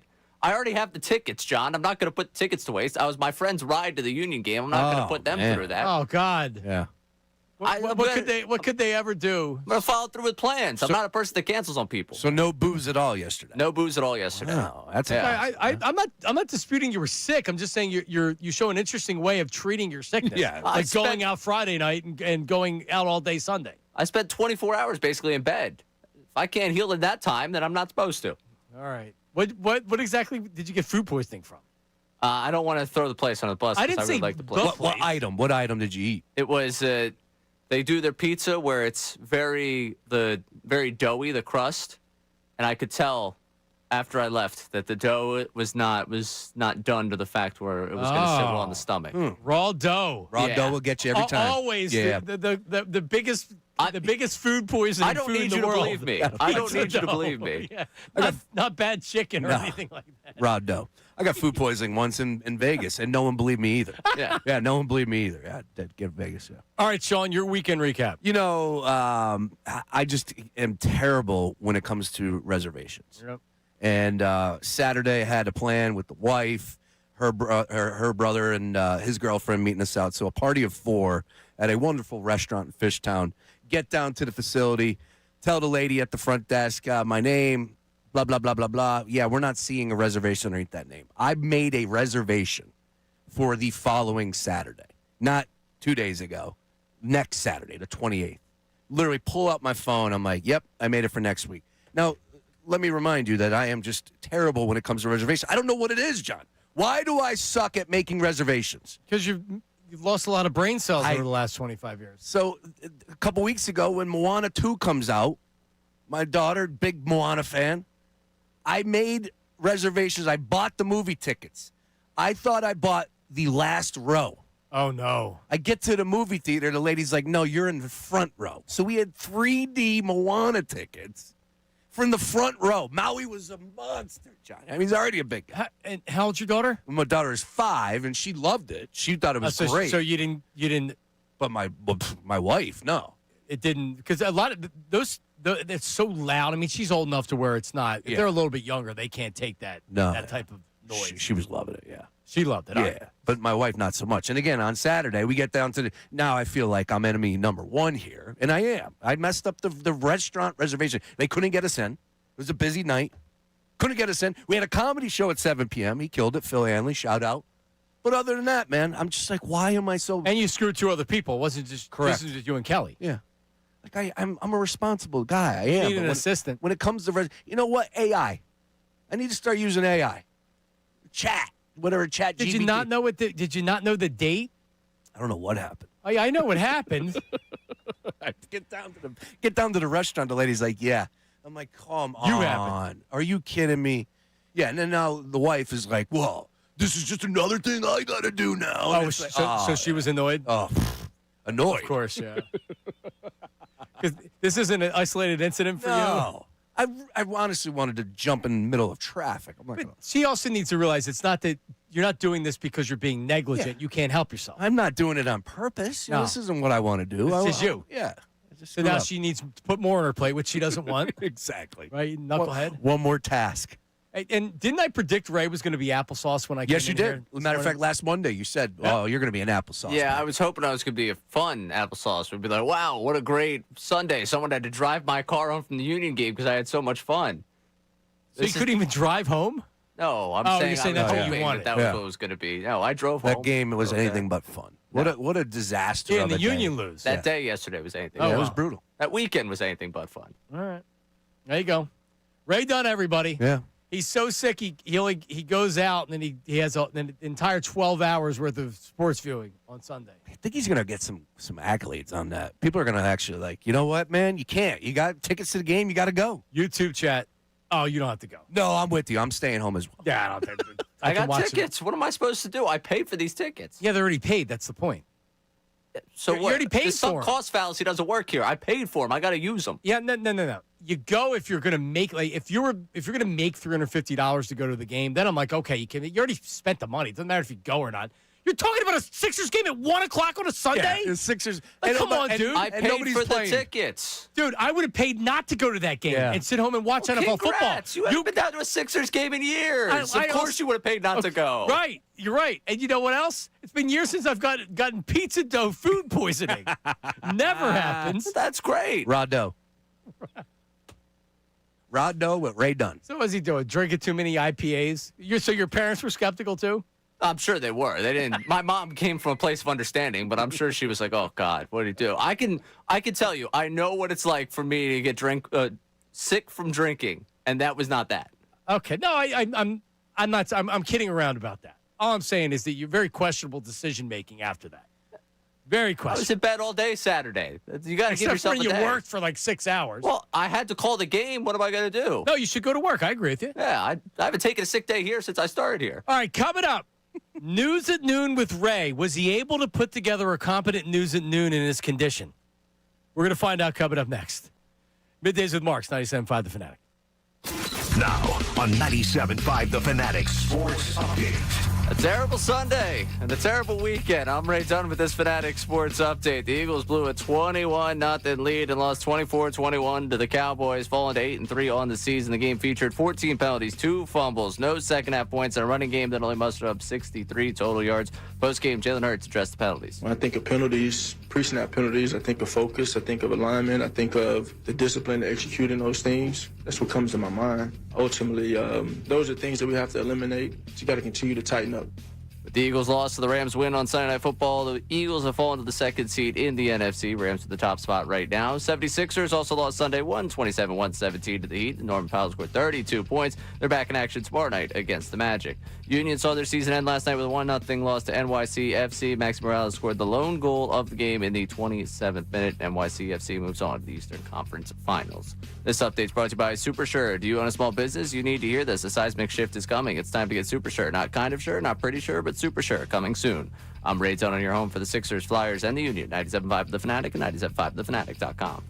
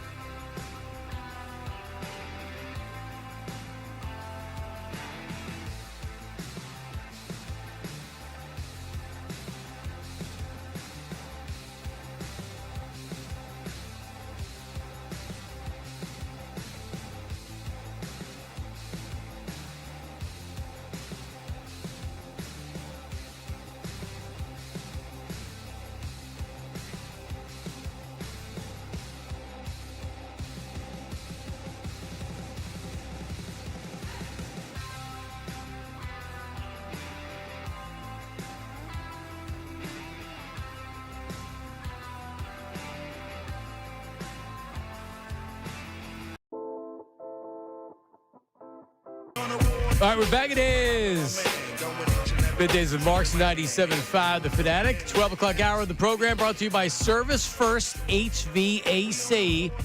Offering 0% financing for 48 months, rebates and tax credits up to $4,300 when purchasing a heating and cooling system. Learn more, ServiceFirstHVAC.com. Get back into all of your Eagles action reaction from yesterday, an epic meltdown against the Cowboys. But let's get to the news at noon with Ray. This city needs its news. Now, it's time for I'd like to be remembered as a good newsman. the News at Noon That's the coolest story I've ever heard in my entire life. That's insane. with Ray Dunn.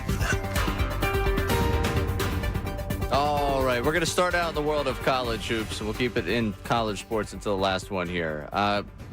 UConn obviously dropped the first game of the season last week to Arizona.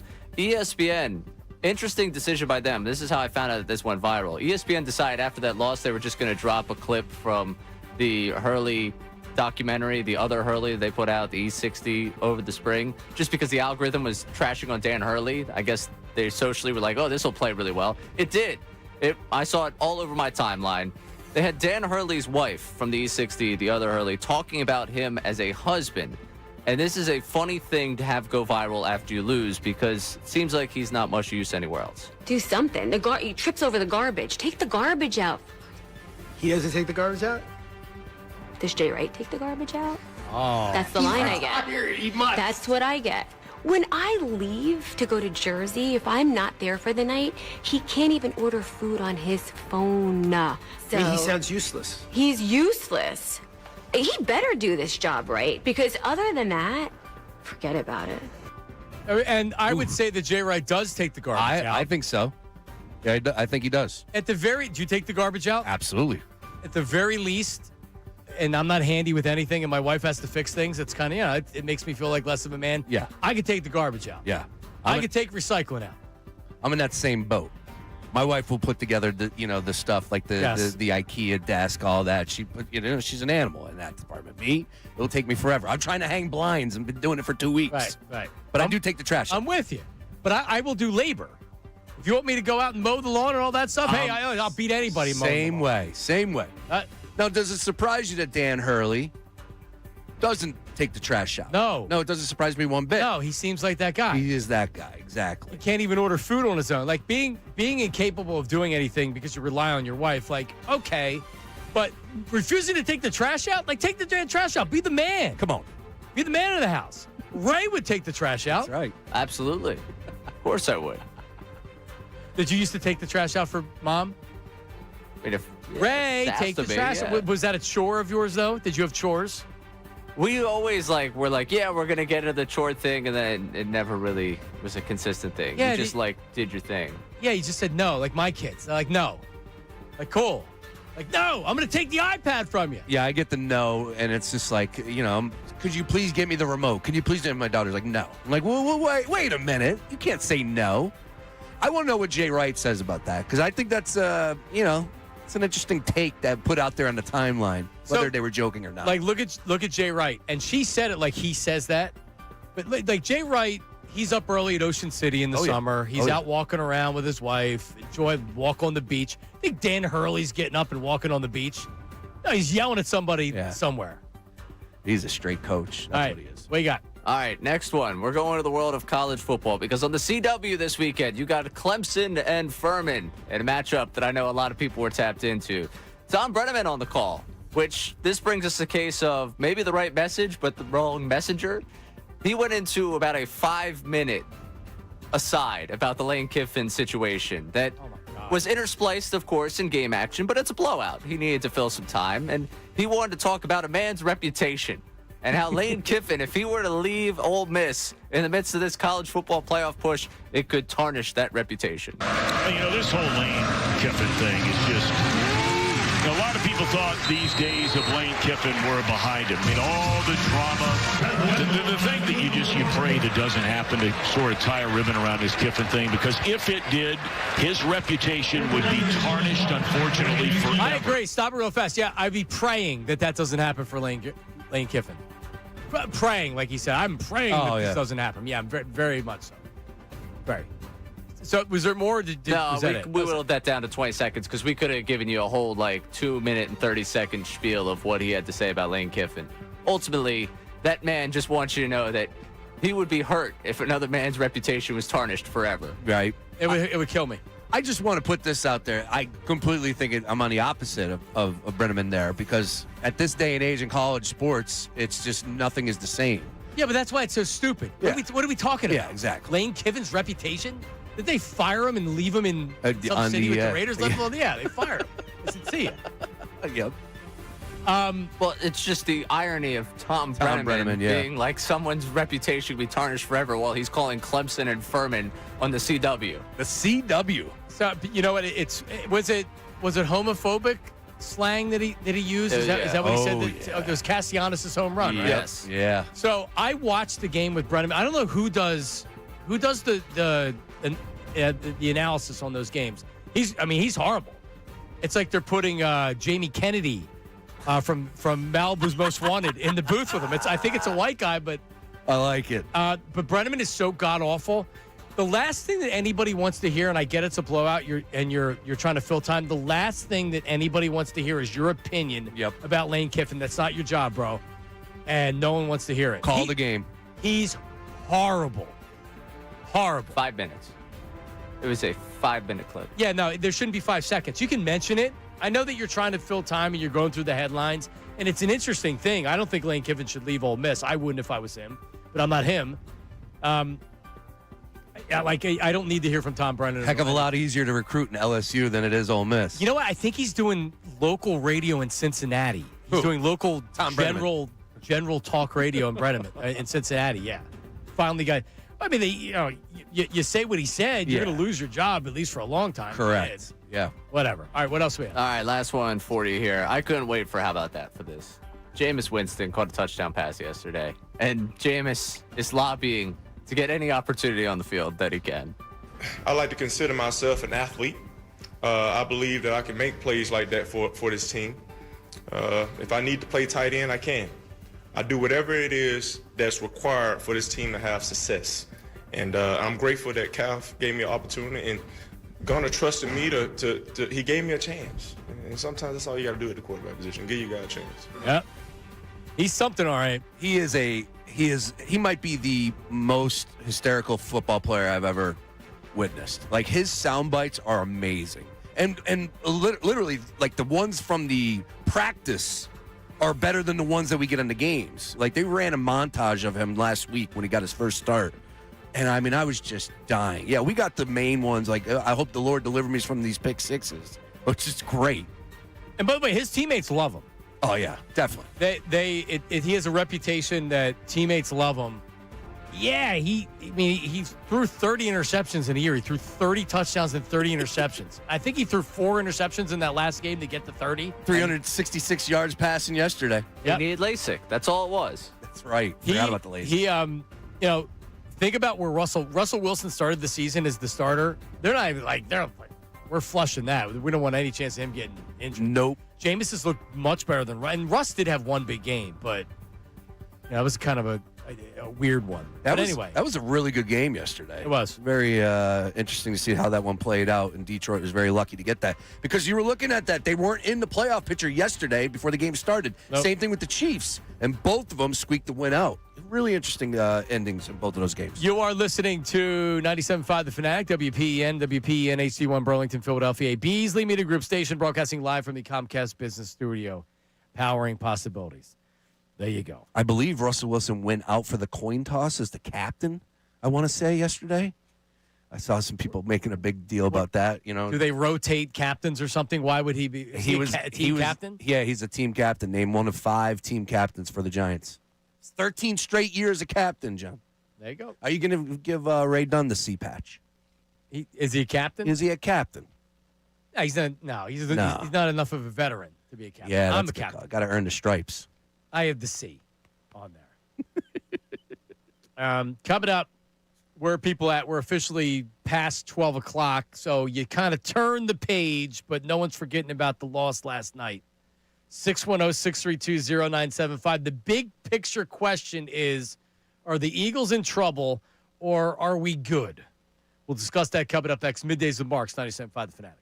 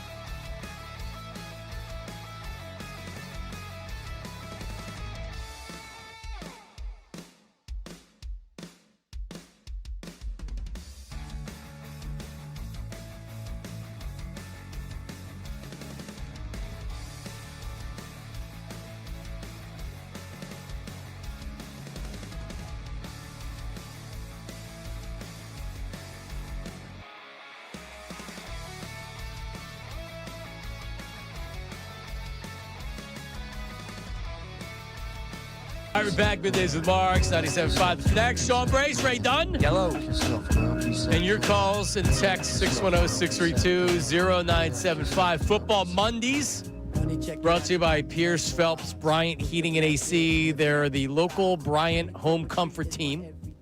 Visit nopaybryant.com to keep your HVAC in the starting lineup. Epic meltdown yesterday, fourth time in Eagles history that they've blown a 21-point lead. First time since Andy Reid's first game as the Eagles head coach more than 25 years ago that they've blown a 21-point lead. Final 8 possessions, 107 yards, 7 touchdowns. The biggest headline coming out of the game, once again, is it's time for a new play caller. It's time for a new offensive coordinator. It's time for somebody else to come in.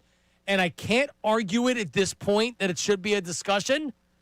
And we'll see. Do you think that Nick Sirianni speaks today, day after press conference? Is this something that they're considering? Is this something the organization is considering, Sean Brace? I think the organization as a whole, they're definitely having conversations about it. Yeah, there's no way that you could watch these past few games and say, you know what, let's just continue with status quo here. You have to change something. Something has to be different because for my take, nothing is going to change unless you do make that change, right? Like, I just don't think we're going to see all of a sudden this team start playing consistent on offense. I just think that this is something that needs to be changed at the play calling level, and then that will obviously change as far as unique play calling. You're going to mix it up. You know, things will be different if you do make that change. If you don't, we're going to continue to see an offense struggling and sputtering and not put four quarters together. I don't believe they're going to make a change. Not yet.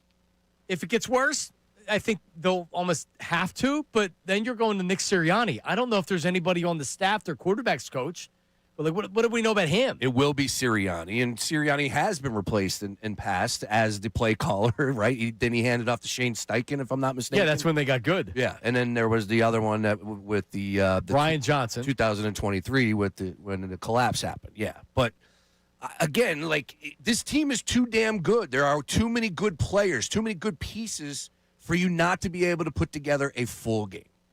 That's all. So are you in the mindset of this is trouble? Because there's two ways you can look at it. We're in trouble or we're good. See, and I'm in the we're good. Not that they're winning the Super Bowl. The Rams look like they're on a mission. Right? They are. Yep. Stafford looks unbelievable. That team losing to the Eagles a couple times. Their defense is good. Their offense has multiple wide receivers. They have running backs that are good. That's a well-coached team. They play for Sean McVay. That's a really, really good team. So I'm not saying, oh, yeah, the Eagles are still winning the Super Bowl because, I mean, I don't know that. I do believe they're going to be right there with the Rams to see who goes to the Super Bowl. What happened yesterday in the game, and again, I'm not telling you play calling was good, but to me, this was more about turnovers and penalties and mistakes and missed opportunities than it was with play calling. The play calling didn't drop an interception that was in Zach Bond's hands that he should have had, and then they score a touchdown a couple plays later. Play calling didn't have bad penalties that took away big gains. That's not play calling. They actually had success on those plays. Dallas Goedert, completion. Offensive pass interference. A.J. Brown then has a false start. That stalls the drive. Devontae Smith had a catch down to the Dallas 12-yard line. Fred Johnson had that illegal hands to the face, and then Saquon fumbles on the very next play. They're scoring points on that drive if that doesn't happen. Earlier in the game, Dallas Goedert got a 20-yard gain. Matt Pryor, illegal formation. He lined up illegally. Yeah. Like unforced error. Incomplete. Then they have to punt. So they had opportunities. This team doesn't commit turnovers like they did yesterday for the most part, and they don't make the mistakes and the penalties that they made yesterday. The whole reason why this team is successful is they don't make those plays. I don't think that this is going to be something the Eagles are. As it stands, as long as they don't turn the ball over and they don't commit penalties, they win a lot of these games. They probably win yesterday. That doesn't mean they're going to win the Super Bowl, though. And that's the whole A.J. Brown thing. Yep. Sure, we're winning games, but can we win like this? Man, it's going to be tough to win the Super Bowl like this. Yeah. I don't think it spirals out of control from here. Friday, of course, the next game is the biggest one, right? And for me, everyone's going to answer this question differently. Like, coming into this game against the Cowboys, this was the game that I said I circled. I'm like, all right, this is the one that I want to see them put it together. Controlled atmosphere, nothing bad weather, turf. Like, make it happen. A team that you're better than, a defense that can be got. And look, they did good in the first three drives, and then after that, everything changed. John, you're talking about 10 points against Green Bay, 16 against the Detroit Lions. Yeah. The disaster in the second half yesterday. Like, that is play calling. And I don't know if it starts in practice where they got to get more creative and start running more bunches or more motion. Why not give that a shot? Something has to change. If you are talking about a team doing something special this year, something has to change because currently constructed, I don't think this team is going to win a Super Bowl. Yeah, it's hard to argue with that. And also yesterday, Kevin Patullo play calling, not good, but also after the game, the Cowboys lined up in a lot of five-man fronts on defense, and the players afterwards talked about it like this is something they've never seen before. So I guess it wasn't. But this was a defense that the Cowboys did use previously. This wasn't a brand new wrinkle that they said, hey, we're going to come out with a 5-man. No, they've used this before. But the players have said that they didn't study it, they didn't see it or anything like that. I don't know how that would happen. And we'll see if Nick Sirianni clarifies the situation. But I don't know how that happens. That's just horrible coaching. Yeah. Quote Landon Dickerson, he said, they gave us a defense that they rarely run, and we just didn't execute the game plan we had. But they have run it. And they couldn't. Past 2 weeks they have, yes. And they couldn't adjust to it also. That's the thing. First half was great. They looked great in the first half. Offense looked great in the first half. And then a dead stop after those first 3 scores. The offensive line just struggled. Right from, I get it, in the first 3 drives, they were able to move the football, and it looked great. But after that second quarter, you started seeing some wrinkles in there, and the Cowboys were penetrating a little bit. And I'm not here to say that they need to be perfect, but one-on-ones, they were just getting beat. And in that second half, that was clearly the number one issue for me. I put play calling to the side. The offensive line just was not good yesterday. And I was reading talking about Saquon Barkley and his struggles, and man, he is struggling right now. But last year, so I think, what is he average right now per carry? Is it 3.8 or 3.8? Okay. Last year, he averaged 3.8 yards per carry before contact. So you think about that. He wasn't touched and had the same 3.8 yards. Yep. That's all he's getting this year. He wasn't touched. So you're not getting the same offensive line play like you said. And Sean, you know what? They better figure it out without running the football. This ain't happening this year. Yeah, I don't think you're going to be able to flip the switch as far as the offensive line. Maybe Lane Johnson coming back healthy. Maybe I can get there. I don't know how. I mean, he's going to come back. That's a big ask. Yeah, exactly. When he comes back, how much time is left, all that. I just think that this offensive line is going to struggle, and you can't count on them like we did last year. All right, Kyle, we'll lead off with you on the other side. 610-632-0975. 610-632-0975. Where are you? Is this trouble? Is this the spiral out of control, and this is the first game? Or is this, I don't think, honestly, it was a bad loss yesterday. I don't see this as any more of a problem than it was before the game. 610-632-0975. Middays with Marks, 97.5 The Fanatic. All right, let's talk about my dentist. That's right. Dr. Eric Pastor, the Royersford dentist. So here's how I started seeing Dr. Pastor. My wife had a cavity, and she went to one of these. A lot of these are just, you don't even realize it, but they're chain dentist offices. And the cavity, tooth was still bothering her. They couldn't figure it out, and we got referred to Dr. Pastor, and he took care of it in a second, because that's what you get. You're more than just a number at your dental office. The Royersford dentist brings back the feeling where, like your dentist was your dentist, and you knew him very well, and he knew about your family, and knew about your kids, right? You had the trust. There was a real relationship. So what you're talking about with the Royersford dentist, a modern dental office with old world values, where you're getting everything you look for. And you're not seeing a new dentist every time you go in. You're not seeing somebody new at the front. You're seeing people every single time. You're more than just a number. And you know what that means? Your quality of care goes way up. And I can say this. Before, I didn't see a dentist for a while. I let COVID be a reason where I'm like, oh, well, you can't go to the dentist. It's COVID. 2 years later, I hadn't been to the dentist, and I have a mouthful of cavities. That's when I went with Dr. Pastor and the Royersford dentist. So, routine hygiene therapy, veneers, implants, full cosmetic makeovers, or just regular, you need a dentist? Take care of your teeth. Do it for you. Do it for your family. Dr. Eric Pastor and his team go out of their way to make sure you're seen, heard, and cared for every step of the way. So if you want more personal attention at your dental office and don't want to feel like a number anymore, meet Dr. Pastor. He's my dentist. He's my family's dentist. Top-tier care from Dr. Pastor, the Royersford dentist. So it's drpastor.com, drpaster.com, or call him at 610-25-SMILE. 610-25-SMILE to schedule your appointment today. Now on 97.5 The Fanatic Sports Update. Disaster in Dallas. Summary done with this Fanatic Sports Update. The Eagles had a 21-0 lead over the Cowboys in Jerry's World yesterday, and it all disintegrated pretty quickly for them. They lose 24-21 to the Cowboys to fall to 8-3 on the season. For the Birds, they had 14 penalties in the game, 2 fumbles. They had a scoreless second half and a running game that only ended up with 63 total yards. Post-game, Nick Sirianni addressed the penalties and the struggles that he puts on himself. I got to be better with my message to them. It's hard to say, hey, it's this or it's that, but anytime it's the full team, because we made them on special teams, we made them as an offense. I don't think we had any pre-snap stuff on defense, but I'm going to put that on me.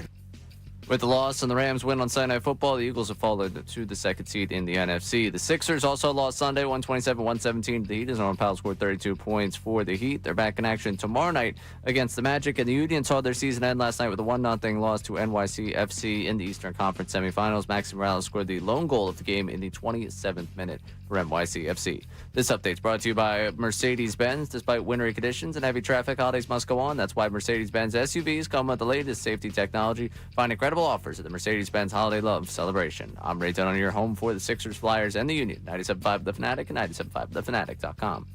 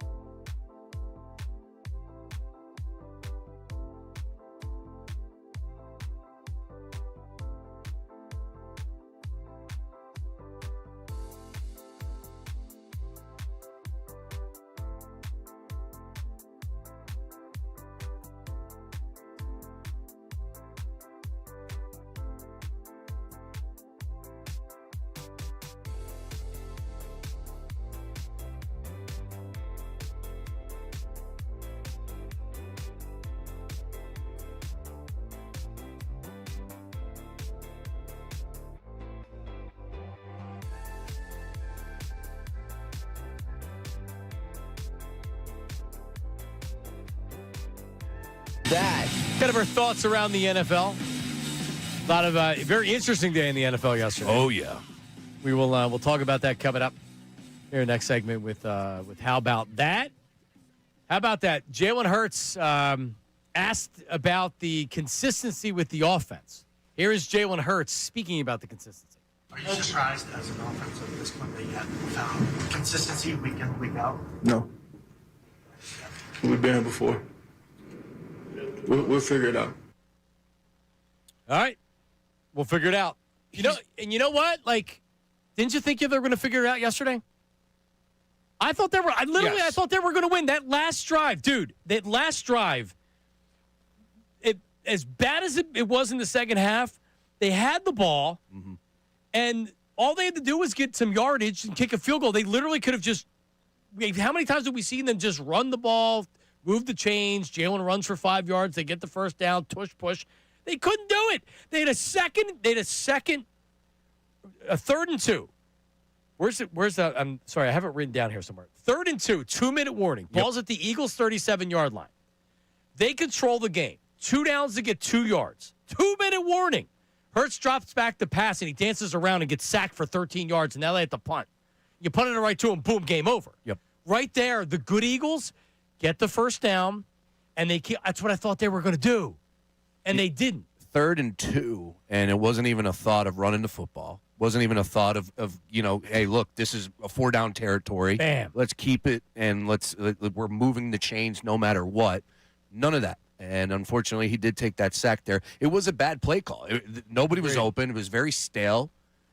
There was no movement pre-snap. Nothing to make the life easier for the quarterback. Nothing to make the life easier for the receivers to get open, whatever it may be. And for some reason, they don't do it. I don't know why. They need to be a little bit more creative when it comes to not so much the play calling, it's the design that I would like to see. Yeah, no, that was like, we're going to drop back, and AJ will win a one-on-one, and we'll throw it to him. Meanwhile, Jalen, he's not open, or he's not open enough to where he's not trying to fit it in there, and now he's looking, and I think Goddard may have been a little bit open on the play. I think somebody got really in his face quick on that play too as well. Right. Yeah. So they beat the offensive line. But I did. I thought they were going to win the game after all of that. I thought they were going to win the game, so we'd be happy and mad, which is always a good place always to a good be. thing. Yeah, it's always a good place. I don't think Jalen's wrong, though, because we have been here before, and they have figured it out. No doubt about that. But hang on. What does figuring it out mean?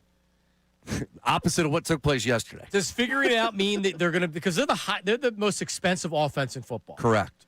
More dollars are spent on the Eagles offense than any other team. So figuring it out would be, wow, they're high flying, they're dynamic. Jalen's a dual threat quarterback. They're figuring that out. The first 3 drives was figuring it out. That's what that looks like. And no, I don't think that they're going to reach their max potential. Something is holding them back. And clearly they just don't have the right pieces in place to make the changes that are needed right now. I'm not sitting here saying that this team is terrible. I don't want to come off like that. But we know what the potential is. We saw it last year when they won the Super Bowl. We've seen glimpses of it this year, beating a dead horse. Of course, the first half against the Bucs, second half against the Rams. There it is. That's the gold standard. Get there. How can they? Man, I honestly, I think I don't think any of this is changing. This team can go to the NFC Championship game by playing the way they're playing right now. You're right. But they can't run the ball, which is the biggest thing. And you said it. You said it 2 minutes ago. Think about this. Ray, this team, when they're at their best earlier this year, last year, 3rd and 2, just give them a first down because they're getting the first down. They're now among the teams. When you watch the NFL or you watch college football, it was like this with Andy Reid and the Eagles for a while. If you had 1st and goal from the 2, you felt horrible about that because you couldn't run the ball for 2 yards. When it came down to let's line up and we're going to run the ball and get it, they couldn't do it. And this team right now has no confidence in a short yardage situation they could do. They didn't do it yesterday. I believe yesterday Saquon Barkley averaging -1 yards before contact. -1. And that's not him losing a step if he's contacted in the backfield. Correct. That's where I'm very reluctant to go into the world of Saquon Barkley has lost a step and tank is the change. But again, when things are consistently happening, I am absolutely okay with changing. You got to try something different. Mix it up here. Got to try something. What did you think of this decision? I was surprised, but so Nick Sirianni called a timeout on that Cowboys drive at the end of the game. There was like 40-some seconds left, and Nick Sirianni called a timeout. And I saw, and again, this is social media, so take it for what it's worth, but people were going crazy because why would he take a timeout? You're allowing the Cowboys to set up their play. I was calling for him to take a timeout at home. I was standing up, timeout, timeout. You want the ball back. Yes. At that point, you're assuming they're getting a field goal, and if they don't, that's great because you still have time left. But the clock's not in your favor. In fact, when he completed that pass, I was yelling, "Let him go! Let him go!" Yeah. Get in the end zone. They should have let him score. Yep. Which I can understand them going for the tackle. The worst thing they could have done there was tackle him. 45 seconds on the clock. Yeah, you're desperate at that point in time. But I'm with you too as well. You'd almost rather him score that touchdown. You have 3 timeouts. If you're able to stop them and not get a first down, you're getting the ball back. Whether or not they're able to kick a field goal, but you're getting the ball back with what, 30 seconds, 25 seconds? Yeah. Something like that. I mean, it's not great, but still, at least you're getting the ball back. You didn't, like the Cowboys, the clock was fine. The Cowboys didn't need to do anything. They were set up. At that point, they had some timeouts. They didn't, like the clock was working in their favor, not the Eagles. The Eagles didn't do them any favors by taking a timeout. I was perfectly fine with it. Yeah, I had no issues with that. You're up against the clock. You got to get the ball back no matter what, so you want to call a timeout. I get why people were upset by it, but I'm with you. I would have called a timeout as well. 17 seconds left in the first half, 2 timeouts, ball in the 28. They ran it. It was like a draw play or just a regular handoff. Maybe if they get 10 yards out of that, they take a timeout and they go. Well, it's funny you bring up the end of the game situation where it's like, okay, if you get the ball back with 20-plus seconds left, you can maybe get a field goal, and that's exactly what they had at the end of the first half. I don't know. At that point in time, I just have to be honest and say when I was watching the game live, I didn't have an issue with them going into the locker room with the lead. Like, I get it. And you get the ball to come out in the second half. You got a lot of good things going on right now. Why even give it an opportunity to screw up? But then you got people like Ray who's like, no, man, you got to be aggressive. Go get those points. It's just indicative of what they've been. Oh, yeah, things are going good. Well, that's good. Things went well, so now we have a lead. Let's just forget about it. Let's just forget about trying to go anymore. Yeah, because the start of the third quarter, 2nd and 2 from your own 40, pass the Goddard for 20 yards. Right now you're up 21-7. You pass the Goddard. Remember, he's going down the left sideline. I'm like, oh, yeah, it's going to go up 28-7. Matt Pryor, illegal formation. So now you're at a 2nd and 7. Incomplete. And that was the drive. So you went from getting a 20-yard gain that would put you almost in field goal range already, and now you're building on that, to punting. All right, also, after the Cowboys missed the field goal, there was 6:34 left in the third. Saquon Barkley, 1 yard. Saquon Barkley, 2 yards, and then they dropped back, and that's where they became predictable. You needed that drive. You needed to capitalize on that drive, and that's play calling and coaching. Because then Jalen Hurts drops back, and he scrambles, and then they have to punt it. And then the Cowboys score a touchdown after that. There was too many things like Zach Bond dropped an interception. They scored a touchdown on that drive.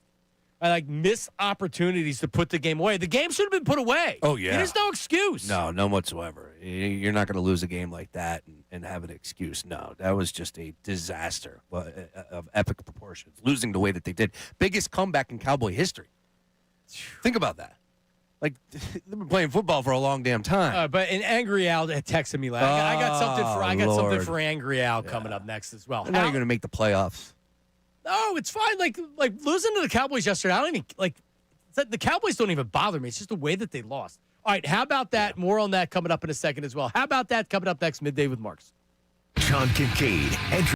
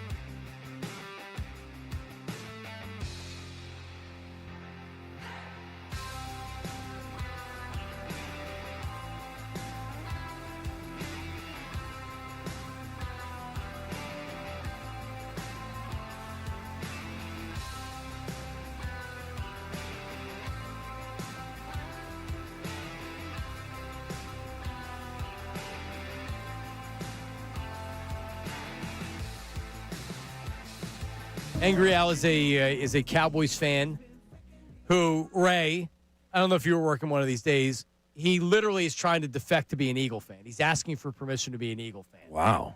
Which was told that Ray said no, and a lot of people said no.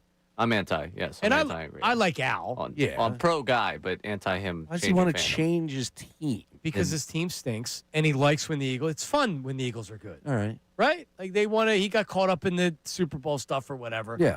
So last night, Eagles lose obviously, and I have 3 kids, 4 through 9. So what am I doing? It's at 7:40. The game's over at like 7:30. What am I doing at like 7:40? Trying to get them ready for bed. Correct. They need baths. They need showers. They need the fun time. rest. It's the witching hour. Yeah. Sunday night, I want to go to bed. I don't want to be up late. Yeah. And so he texts me at 8 o'clock. So all of a sudden now he's Mr. Big Cowboy fan, Angry Al. Johnny Marks. He says Eagles went home at halftime, 24 unanswered points, and an 18-yard sack. Ugh. And so I didn't respond. And then he, an hour later, 45 minutes later, he says, nothing to say, huh? And I'm like, no, I'm trying to put my kids to bed, dude. You idiot. What, I'm going to stop brushing my daughter's teeth because you texted me with nothing? Come on, Al. Rat. Either you're a Cowboy fan or you're not. Don't rip the team and try to be an Eagle fan. And now all of a sudden, I'm not responding back to you. Shut up, Al. No, I was busy.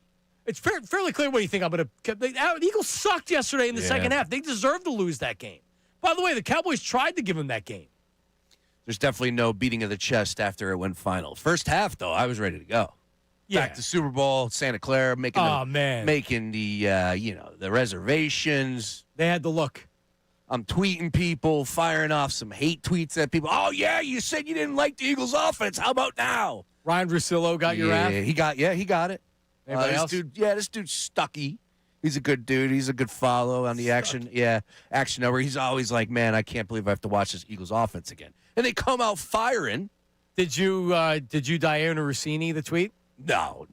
I'm team no delete. You didn't delete it? Yeah, you can't delete. Well, I respect you. Yeah. No team, no delete. Actually, I retweeted it this morning.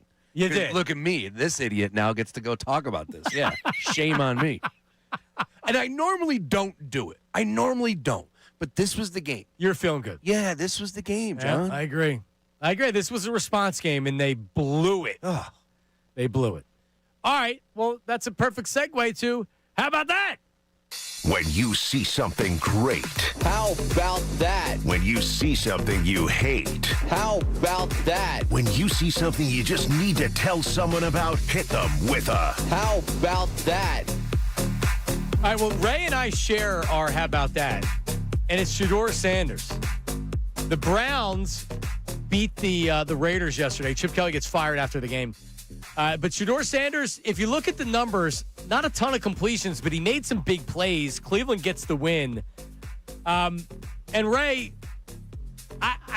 if you remember last week, maybe were you off the day last week? But anyway, my reaction to the reaction from Shedeur Sanders making his debut last week was you're like, relax, calm down. Yeah, he sucked, but he's a rookie quarterback, and that happens. He had to come in the middle of the game, right? Because Gabriel was hurt. And Rex Ryan, cringeworthy, talking about him. So I was like, leave the guy alone. He's actually, I think he can be a pretty good quarterback. So he was okay. He was good this week. And here's Shedeur Sanders after the game. Everybody's not in the best situation, but it's no excuse. You got to go out there and perform, man. There's no choices, no question. Nobody cares if this was 1 week of prep.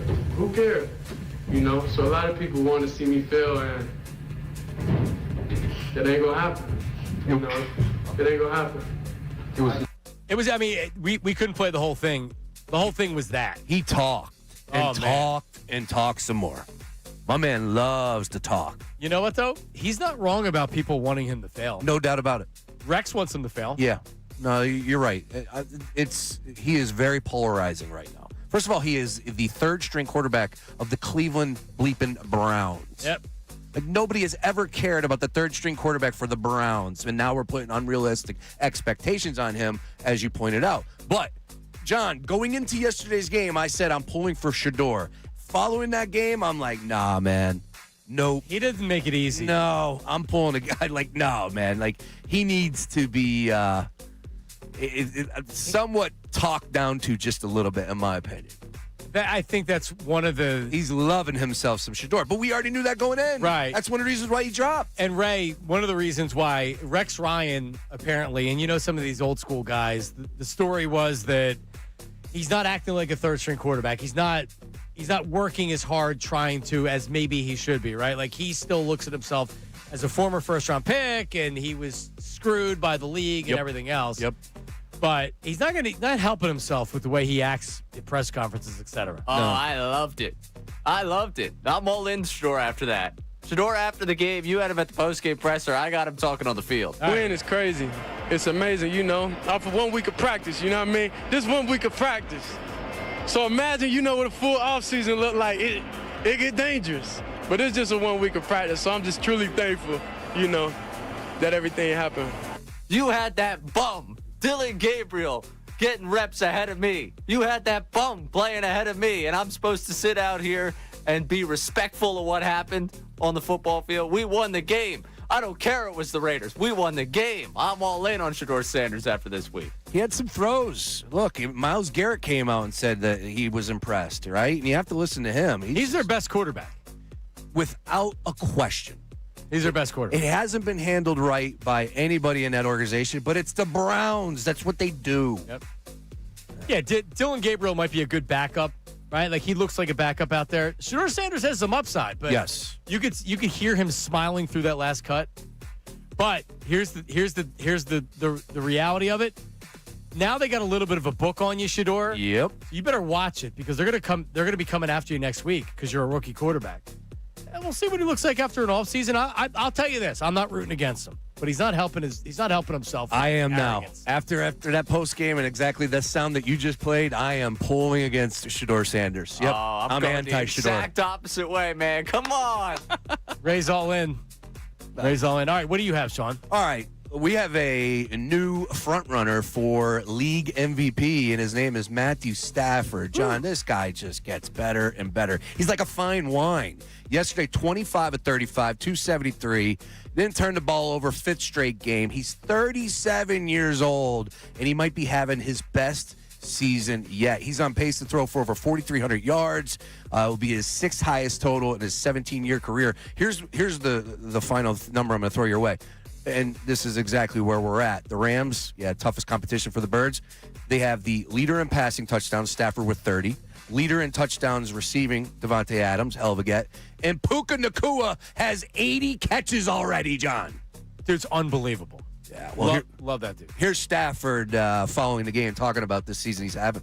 I'm not trying to label it. I just know I'm having fun. And, my body feels pretty good at the moment. Like I said earlier, the guys up front are doing a hell of a job of keeping me clean. Sean's got great game plans week in and week out for us to, do what we need to do to be successful on our side of the ball. And it's been a lot of fun. How about that? I gave you the front runner lead, or the odds-on favorite at minus 215. Who are the next four? Give me the top five MVP if you had to give a say on this. Jonathan Taylor has not had a lot recently, but he's got to be there. He's in there. Yep, correct. Plus 1,800, third. Mahomes still in the top five? Mahomes is fifth. Good call. All right. Two more. Josh Allen. That's correct. Who am I missing, Ray? Second favorite right here as far as odds, plus 200. Plus 200. Hold on. I got to look at if I look at the standings. Team that's having a really good season, of course. Drake May. There you go.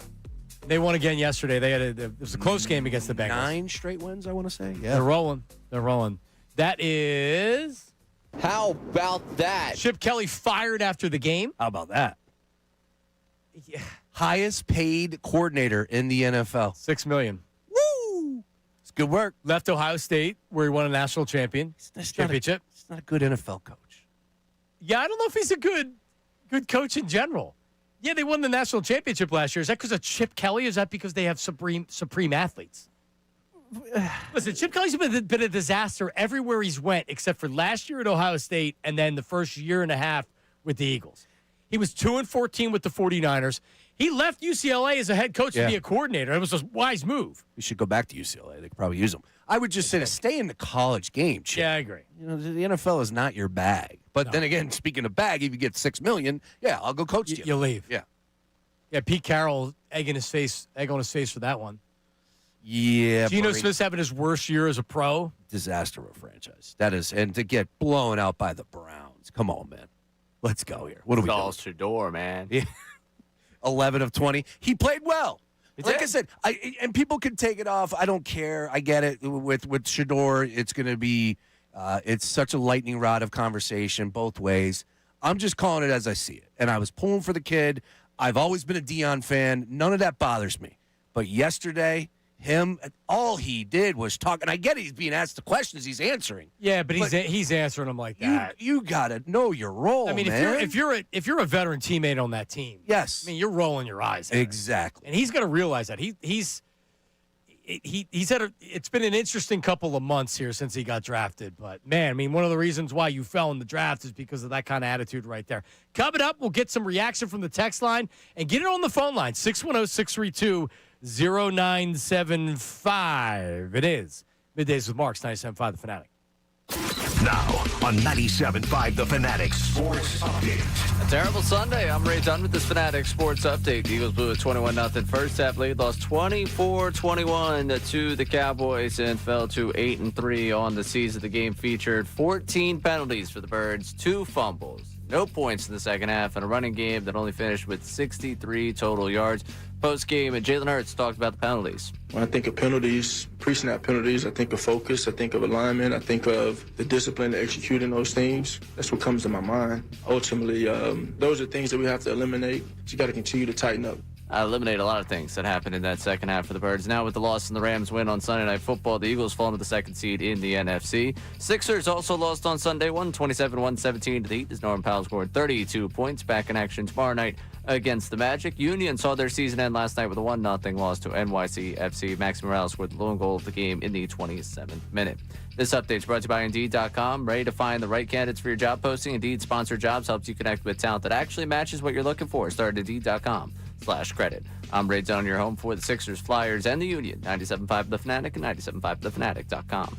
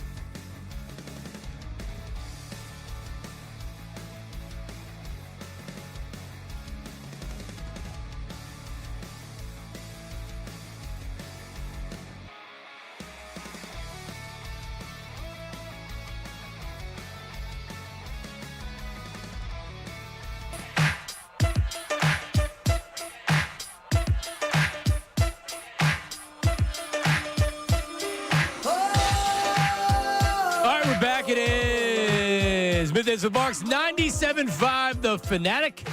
John Marks, Ray Dunn, Sean Brace. Hello. In the second chair today. We were just talking about weather for Friday. We'll get to the text line reaction in a second. We're talking about a very quick turnaround here. Eagles at home against the Bears on Friday, the Black Friday game. Do you like the Black Friday game? Yeah, I don't mind it. I just don't I prefer my team not to be playing in these. I just want my Sunday games or Monday night, whatever it may be. But yeah, the holiday games, I don't want my team in it, but I don't mind watching them. Yeah, every open window that they can. Now they've created this thing, so this is another new thing that they have every year. Yeah. They'll have the Black Friday game. So we looked at the weather here. Now it's different in Collegeville, where I live, than Philly, because in Collegeville, Ray, it says it's supposed to be windy on Friday. But as it stands right now, according to the iPhone weather app, which is never right, Friday, high of 42. Ooh. Which means 3 o'clock, the weather starts getting a little bit colder because the sun starts going down. So by halftime, I would think it's in the 30s, as long as this forecast is somewhat accurate. So under over 44.5 in the game, I think I'll be on the under. Which means it'll be 35 to 28. Probably. That's kind of best case in terms of points being scored. It's going to be in the 40s for the first half. Means the Eagles offense will get probably 17 points up on the board. And you just got to bank on them lucking into something in the second half, or you're well on your way to the over. Yeah, so the line 7, Eagles are favored by 7 points. So to me, that is, and I was curious to see what the line was going to look like coming out. If this would have been a 3, 2.5, I didn't think it was going to be. But if Vegas is telling you, this team's in trouble, you're looking at a 2-point line, a 3-point line, even a 4-point line. No, they came off the top rope with being 7-point home favorites over a team that's at the top of the NFC North right now. Clearly, 8-3. Clearly, Vegas ain't buying the Bears as being good as their record, and they think the Eagles are going to bounce back this week. Vegas can't get enough of the Eagles. They love the Birds. We know that. But you're right. That does tell you all you need to know how they view the Chicago Bears. That's what it comes down to for me. That is a monster number. I don't think they cover that number. But I feel like it's such a square play and a square statement, let's just put it that way, that everybody out there, Joe Public, will be backing it up and saying, yeah, I'll take the points. Eagles aren't playing well. And then they come out and blow the doors out. Yeah, I mean, is this going to be the game where it's the get-right game, and now it's like, all right, we're set. Offense looks great. Full 4 quarters. Kevin Patullo's a magician now as a play caller. No, I don't think so at all. Eagles just a better team. Yes. And they're at home. And if you can't respond to that game right there like you did, I don't know what to tell you. Short turnaround absolutely favors the Birds being at home. And, oh, by the way, with how the ending of the game happened yesterday, everything is pointing at the Eagles being the play here. But like I said, you have to prove it to me. You got to show me. The Cowboys game was it for the 100th time I've said it today. Maybe the Bears. Maybe I got it wrong. Maybe I should have been looking at this Bears game on Black Friday as the game. Or maybe we're going to do this every week, Ray, where every week is going to be the game. We did it in 2023. That's where I'm at right now, yes. I said that to Harry on Friday. I was like, this feels like the game where if the offense doesn't figure it out, and I was like, wait a second. I said that to Connor on the pregame show against the Lions. I think we said that a couple weeks ago. I'm done. I got nothing for you. Well, I'm not done. I'm just furious over what took place yesterday because I thought that was the one, and they were going to show us that this is a championship ball club, having everything, in the right way and put it together on offense. We know how good the defense is. And then second half happened. Disaster. It sure did. All right, Ray, you got a couple text assists. Is this on the text line? Yeah, I think this first one's a pretty good synopsis of where the text line's been all day. Bill from Harleysville. Patullo has to go. We've got a great group of talent that's being wasted. Sirianni needs to step up and stop protecting his boy. They are disrespecting every one of those 53 players by continuing with Patullo's incompetence. Yeah, it's a real skill to call plays, and Patullo a lot of times looks like he's just pulling plays out of a hat, and there's no rhyme or reason, or he never is able to get in any type of a rhythm calling plays, and then the offense doesn't get in a rhythm because they can't seem to get – when they struggle, man, there are a lot of 3-and-outs, Yep. Yesterday was penalties. When they would finally get something going, penalty would negate it. Happened so many times. I would just say this. You heard a couple players over the last 2 to 3 weeks say, that sounds like a KP question. and they would like push off on it. They know what's being said, and I think there's truth to it, right? Like I think that everybody knows that he's struggling calling plays right. Well, I wonder when because this team loves to talk. Oh yeah. When somebody actually comes out, either on probably not on the record, but there hasn't been any players that have went to the media or any quote unquote sources that are saying, yeah, like the Eagles offense is really lacking faith in Kevin Patullo. Not one negative story. This negative story is about Jalen Hurts. Interesting. Yeah, you're right. But at what point does that happen? See, really, to me, this could be a moment. This is such a crossroad point in the season. Could they go 2023 road where things fall apart, or do they say, you know what? No, that's not happening to this team. That's where we are right now. What is the team sentiment this week? Do the leaders come out and say, no, like we're good? They got to stop whining and complaining. Like at some point, you just got to play football, and this is what it is. And that's where we are right now. Like you come out and you say, you know what? Nope, this is the game that turned our season around. It could be. Or it could be more of the same going forward. Well, again, I think if you were to ask a defensive player, yeah, they would say that. You ask somebody on offense, they're probably not going to put their chest out on it.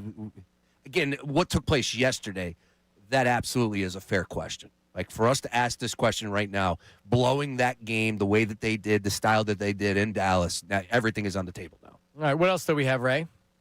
This is a Sirianni issue. If he would have continued the approach we had in the first quarter, they would have blown them out. But the genius thought he was smarter and could run out the clock. How do you expect to run the ball when the league knows you're not going to pass it? Pass the ball, and the run will happen.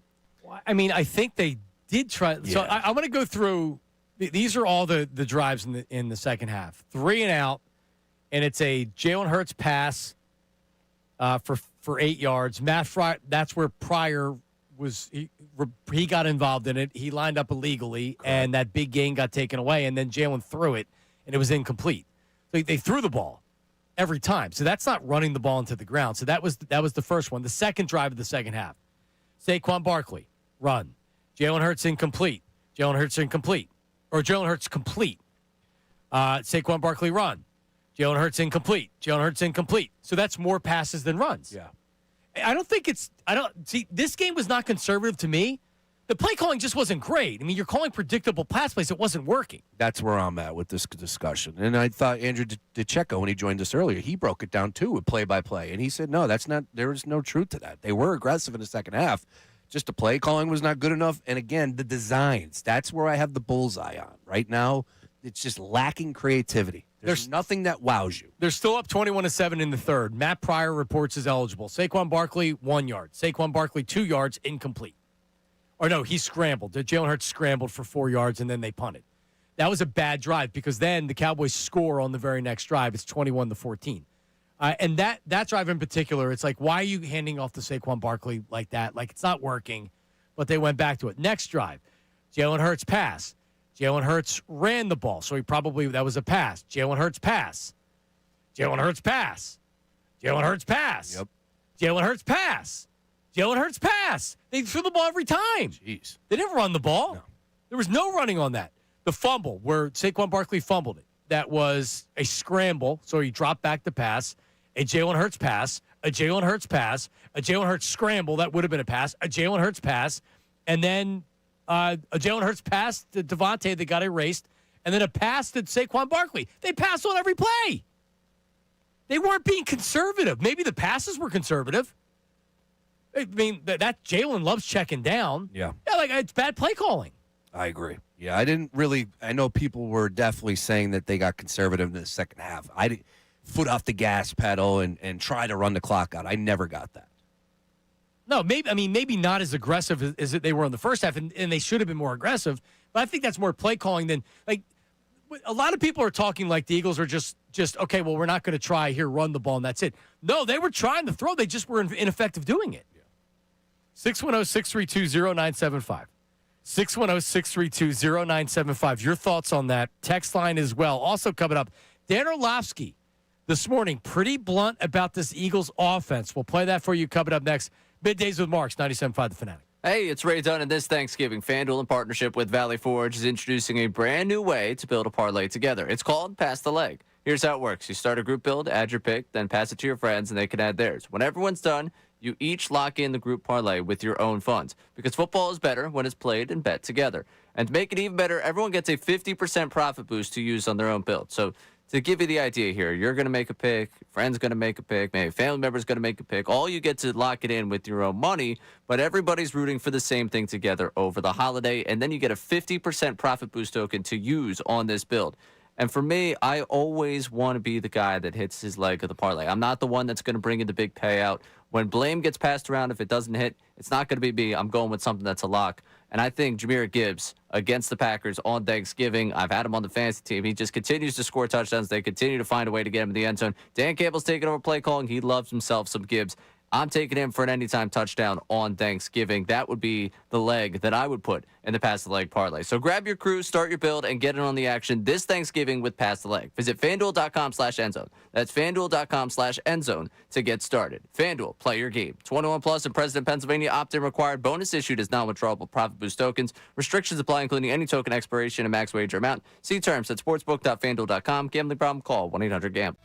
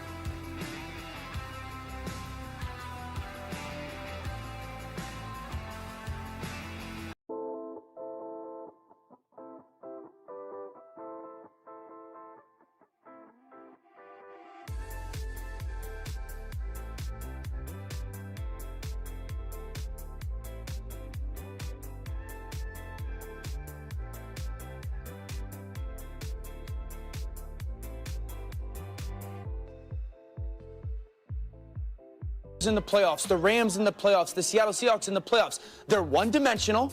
They're a pass-only success when it comes to the offensive ability. Their offensive line loses one-on-ones. They're predictable in their run game. Saquon has not made people miss in space nearly as much as he did last year. And their routes, you can be predictable on offense if you're creative with your route concepts. They're not. It's my guy, go beat your guy, and that's not going to be the case. Dan Orlovsky this morning on ESPN. We're back. He's right. Other than that, John, everything's fine. Like I said earlier, everything's fine. We're good. I agree with everything he just said, though. That's the scary part. Now that I mean, I don't like. Are the Eagles in trouble? They're in trouble not winning the Super Bowl. I think we already knew that, though, didn't we? We're waiting for that moment where they figure everything out. I don't know if it's coming. And they're good enough to get pretty deep into the playoffs without it. 11 games into the season. I think we know who they are at this point in time. And I get it. We're our bias. We're fans. We want to pull. We want to see this team. And they could potentially win games like this, right? I'm not here to say that they won't have success come January into the playoffs. But as Dan just pointed out, if they're running it back against a team like the Detroit Lions, the Green Bay Packers, and defense gives up 20, 24 points, can the Eagles offense tally up enough to beat them? I don't know if we can bank on that. And I know you can't bank on that. Right. I don't know if they'll be able to get the job done. They were able to do it last year because they were able to run the ball whenever they wanted to. Correct. Their identity last year, we don't have to. It took a couple weeks, but they have a good defense. They have a great defense, and they're going to run the ball with Saquon Barkley, and good luck stopping them. Tush push, Jalen plays off of that or whatever, right? This year, their identity is we can't run the ball. Because of injury, because of ineffectiveness or whatever, they can't run the ball. Like Uncle Jamie on the text line says that Collinsworth spent a good time last night on Sunday Night Football talking about the Rams offense, the intricacies of the movement, line shift, multiple formations that McVay keeps you off balance. Oh, yeah. The Eagles don't use motion ever. There's they actually had some creative wrinkles in the first half yesterday that worked. But when you're watching the good offenses out there, you're like line shift, this tight end goes from one side to the other. Someone's coming in motion. They're going in the backfield. You don't see it. The Eagles' offense is we're going to line up against you, and we're going to beat you on the line of scrimmage. They can't do that this year. Allow our playmakers to make plays. And for the most part, yeah, A.J. Brown was able to do that. Devontae still is able to do that. I get it. But, when you need some change, you need some help, get creative, right? Run the bunch packages. Give me some motion, maybe some trick plays. I don't know. Just do something different. Got to experiment. Have to. Got it. But how about bringing in Bigsby for four carries a game instead of one? What about using Will Shipley out of the backfield? How about, God forbid, you bring in both running backs at the same time? There you go. Send Saquon in motion. Get him over, line up in the slot. Do something different. Tank I had for the anytime touchdown yesterday. I thought he was going to get more of an opportunity, and that did not play out. But, clearly people are saying that they want to see more Tank. Let's go to Fish. Fish in Connecticut joining us. Fish, go ahead, man. What up? What's up, guys? How are you? What's up, Fish? So I think it's a little of both. Like, they're kind of okay. I think, Marks, you said it it really was. That's too many penalties and really costly turnovers, and without that stuff, they win this game. But there's things that are a problem. There's a couple things I noticed. So they lead the NFL in red zone touchdown percentage. When they get there, they score. And they're the only team in the NFL has scored a touchdown every time they're in goal to go. So when they get there, it's great. But a couple things on the other side. They're 27th in the NFL yards per play on first down. That gives them the longest average distance to go on third down. And shockingly, this team leads the NFL, which we saw a bunch of yesterday, lead the NFL in 3-and-out percentage. I would have never thought that, even as bad as things are. Yeah, no, there are. I don't know if it's still this, but was it last week or the week before? They're on pace to have the most 3-and-outs, and I forget how many years. Yeah. Long time, over a decade. Yeah. It's crazy. So then here's my question, and I've seen this hinted at a couple other places, and I'm not the play calling expert that everybody in my text thread is, but I'm looking at you guys. We're talking about can they change play callers, right? Like, isn't part of the issue is the offense isn't really designed that well. So say they go to Sirianni or say they bump somebody else up. Are they calling plays? Now, obviously, if you're a good play caller, that's what you do. You figure out the right time to unleash the right things against the right defenses. But I'm looking at something, somebody was mentioning about all the hitch routes they run, right? And they run so many more hitch routes than any other team in the NFL. It's like not really that close. Right. The one thing I looked at is crossing routes. They are 30th. The teams around them in percent of crossing routes run are the Bengals, the Falcons, the Steelers, and the Saints. Huh. So that's not really, a good company to keep. At the top of that list, the teams that run the most crossers, Lions, Chargers, Chiefs, Broncos, Bills, Colts. So these teams are really good offensive teams who are putting up points. Well-designed offenses from coaches that had the reputation for doing that, right? Yeah, I do see. Exactly. So I agree. I think there needs to be a change. I just don't. I mean, I'm not an expert, but my worry is if they make a change and go to even the right guy, like how much you're not going to change the offense. I mean, I know Sirianni wouldn't really change it, but are they is the play caller being hamstrung by his own offense? And I think that's an even bigger problem. So I'm not going to. I mean, I'll tell you that I think they're limited with Jalen Hurts' strengths on maybe what they're going to call during the game, but it's no. If you're an offensive coordinator, you're looking at what you have and you're making the best of it. With Jalen Hurts in this offense, shouldn't be that difficult. It really shouldn't. No. Right? So you're not doing what a regular team would do with your quarterback because Jalen Hurts has a different skill set to do a lot more than just throw the ball, and he's probably at his best when he's not doing it. The problem is everybody wants to point to Kellen Moore. Oh, Kellen Moore was so great. He had Saquon Barkley running for 2,000 yards. Correct. What would Kellen Moore look like last year if he couldn't run the ball? I don't know. Yeah, and as far as the crossing is concerned, and especially now, you need time. Those plays take time or those routes take time to run. And if you're not able to protect Jalen, then it's no good. It is very alarming, though. You see this graph. There's a couple things. I'll retweet it at Sean_Brace. But by far the highest percentage of hitch routes, nobody is near them. Right. Nobody's even close. They're in a world of their own. Ray, I just don't know if you are, and I had said at the beginning of the show, and I believe it, the Eagles certainly should be looking into, all right, and I'm sure they already have.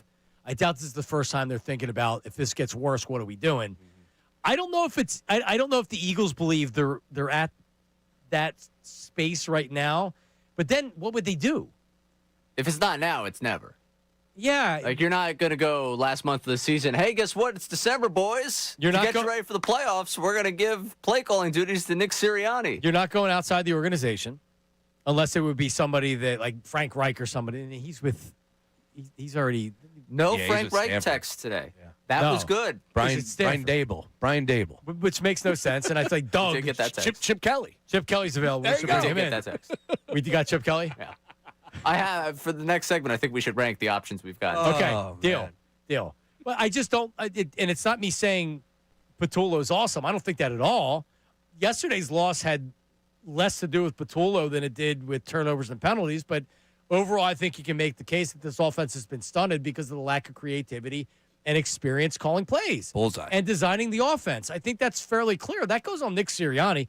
Nick Sirianni got to hire his guy this time, and it hasn't worked out. You know what happens if the Eagles don't make the Super Bowl? He doesn't get to pick his next offensive coordinator. They go outside the organization for a guy that has his own offense, like Kellen Moore. Yep. Does he ever get to hire an offensive coordinator again? But he doesn't have an offense. Well, you can't be literally. What's this offense? I'm not taking up for Sirianni. Yeah. Don't get that mistaken. I'm just saying now this will be the second time that we have to have Howie hire an offensive coordinator for him. At some point, it's like, all right, buddy, your friends, they're cool to hang out and be a coach, but they got to go. All right, the text line has you do this with AI. You don't interview people anymore. You just get the AI does the interview, and then it kind of spits out the people who are really qualified. So therefore, you're not talking to people that aren't qualified.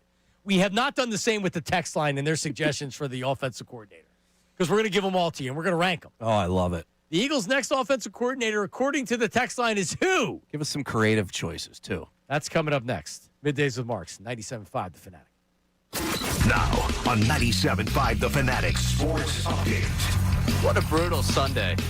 I'm Ray Dunn with this Fanatic Sports Update, and it's brought to you by Morgenstern Hair Restoration. It's great teams stick together, and so does great hair. Morgenstern Hair Restoration championship results. Visit morgensternhair.com or call 610-980-4000. 0 for 3 were Philadelphia sports yesterday. It started with, or the big story really out of that one, it started with the Sixers loss, but the big story was the Birds dropping a 24-21 loss to the Dallas Cowboys. They had a 21-0 lead over the Cowboys. They fall to 8-3 with the loss. Game featured 14 penalties for the Birds, a pair of fumbles, no second-half points, and a running game that only ended up with 63 total yards. Post-game, Nick Sirianni took credit for the penalties. I got to be better with my message to them. It's hard to say, hey, it's this or it's that, but anytime it's the full team, because we made them on special teams, we made them as an offense. I don't think we had any pre-snap stuff on defense, but I'm going to put that on me. Before the Birds went down, it was the 76ers that lost Sunday afternoon 127-117 to the Heat. They're back in action tomorrow night against the Magic. And the Union saw their season end last night with a 1-0 loss to NYCFC in the Eastern Conference semifinals. This update's also brought to you by Mercedes-Benz. Despite wintry conditions and heavy traffic, holidays must go on. That's why Mercedes-Benz SUVs come with the latest safety technology. Find incredible offers at the Mercedes-Benz Holiday Love Celebration. I'm Ray Dunn, your home for the Sixers, Flyers, and the Union. 97.5 The Fanatic, 97.5thefanatic.com.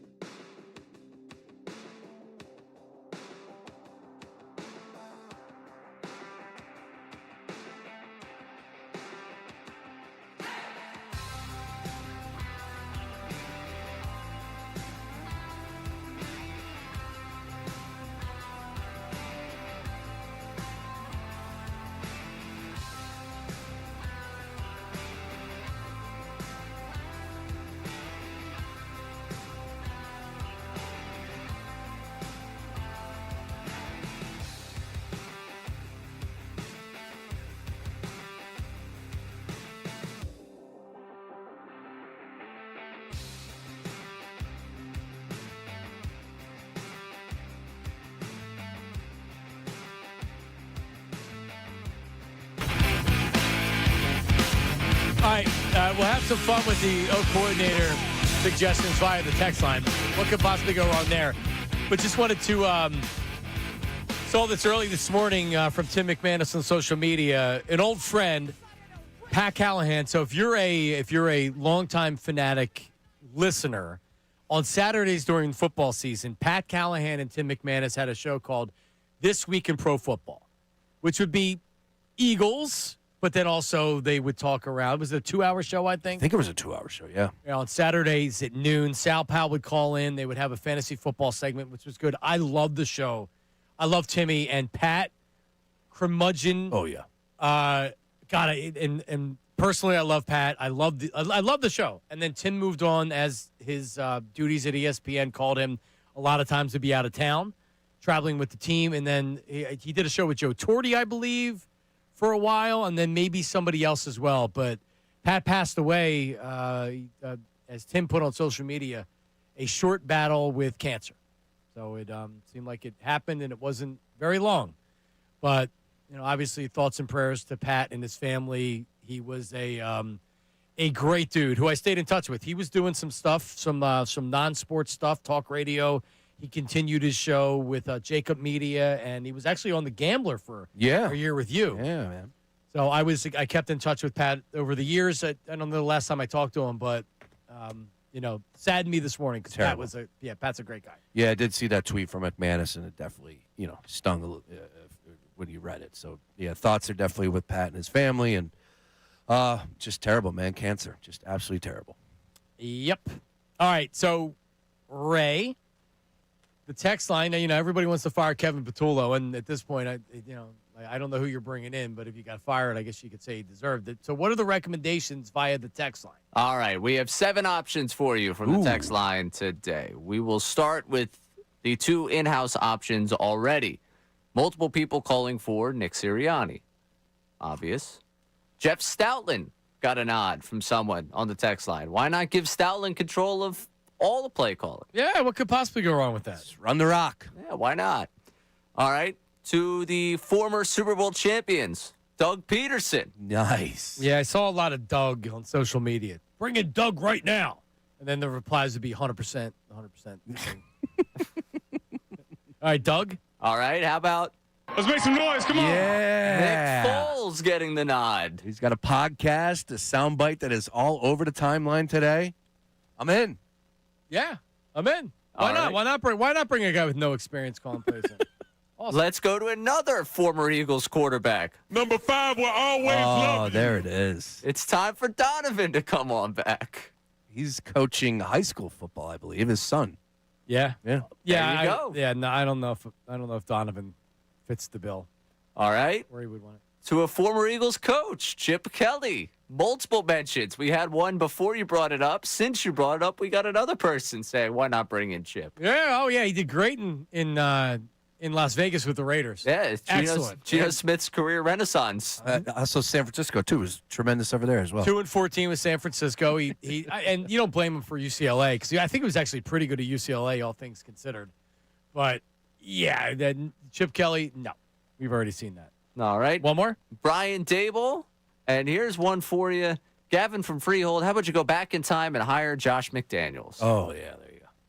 Who is currently coaching, too, as well. Yeah, right. He's offensive coordinator of the Patriots. Yeah. So he is not currently But maybe available. you can get him to come over to Philly in midseason, Yeah, it's not like the Patriots have a good year. Yeah, I'm sure he would jump at it. Just do a big look at that picture. If I was Josh McDaniels, I know this doesn't work well on radio, but I would try to get that removed. That's fat Josh McDaniels. I've never seen him fat before. That's pretty funny. Yeah, no, he must have. Was he stress eating at the time? Is that what probably happened? unemployed, and all you do is walk back and forth from the couch to the fridge to the couch. Before he got on the TB12 method. That's it. Correct. Scott Loeffler is their quarterbacks coach. And he was a head coach at Bowling Green. I did an intensive research this morning of about a minute and a half to see if he called plays at Bowling Green. And I was like, you know what? I'm done. But he did a good job at Bowling Green. He made them at least over 500. And then he quit Bowling Green as the head coach to be a quarterbacks coach in the NFL. So I'm not going to tell you that that's not a good career move for him from being a head coach. He got to the NFL, and this is potentially a job. He could be an offensive coordinator in a year or two from it. I have no idea if he's the right person to call plays or not. Could he be? Sure. Absolutely. But I have no idea if he is or not. I'm easy on this one. I want to see Sirianni. I want to see Sirianni because... Do you? Yes, he is the head coach, and I want to know what he's made of. I get it. He's winning, Super Bowl champion, consistent. I'm not trying to talk down on Nick Sirianni, but this is a moment. This is a turning point in the season right now, especially after that loss down in Dallas, that changes need to be made. And you got to look at him front and center. He needs to step up and be the guy. We need to find out what he's made of. So remember when everything was going to hell in 2023? Yeah. And Brian Johnson was clearly struggling, and the Eagles' offense was clearly struggling. The entire time, my reaction is, excuse me, this is where Nick Sirianni steps in. You don't even have to take away play calling necessarily. Like Andy Reid, without anybody knowing, allowed his coordinators to call plays, and then he was calling plays again. Like it's not. Yeah. It's not uncommon that an offensive head coach takes away play calling because there's a struggle or there's a rut. Sometimes you just need to change things up for a little fresh approach, right? And Nick Sirianni, he was acting like he didn't know anything about offense because maybe he doesn't in 2023. It was painstakingly obvious that they needed somebody to step in. That's why they hired Kellen Moore. That's why they went outside the organization, because Nick was incapable of doing it.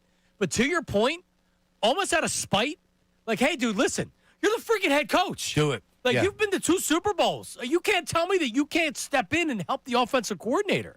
I agree with you. The only thing that makes sense to me is Nick Sirianni, but then you're taking away from the Nick Sirianni that's actually good at his job, which is the clock management and timeouts and doing speeches on Friday night and things like that. I mean, you really want him in charge of the offense again? I would. You know what? There needs to be a change, a fresh approach, new designs. So, yes, at this point in time, I am all for making a change. And Nick Sirianni is the only guy that I would look. I know we're having fun with it, but he is the only guy that I would look. I just don't know if you're going to get, I don't think you're getting fresh designs, though. Probably not. That's the unfortunate part. This is the offense. Yeah. And he has a lot to do with and it. I'd like to say this is his offense. I don't think that he has an offense. Yeah. His designs. What is the offense? He comes from Indianapolis. He didn't call plays, which is fine. Andy Reid didn't call plays. There's plenty of guys that didn't call plays as offensive coordinator that came in the NFL. But, I mean, before he got hired, did you hear about Nick Sirianni being this young offensive coordinator with this great play design? No. You didn't hear it.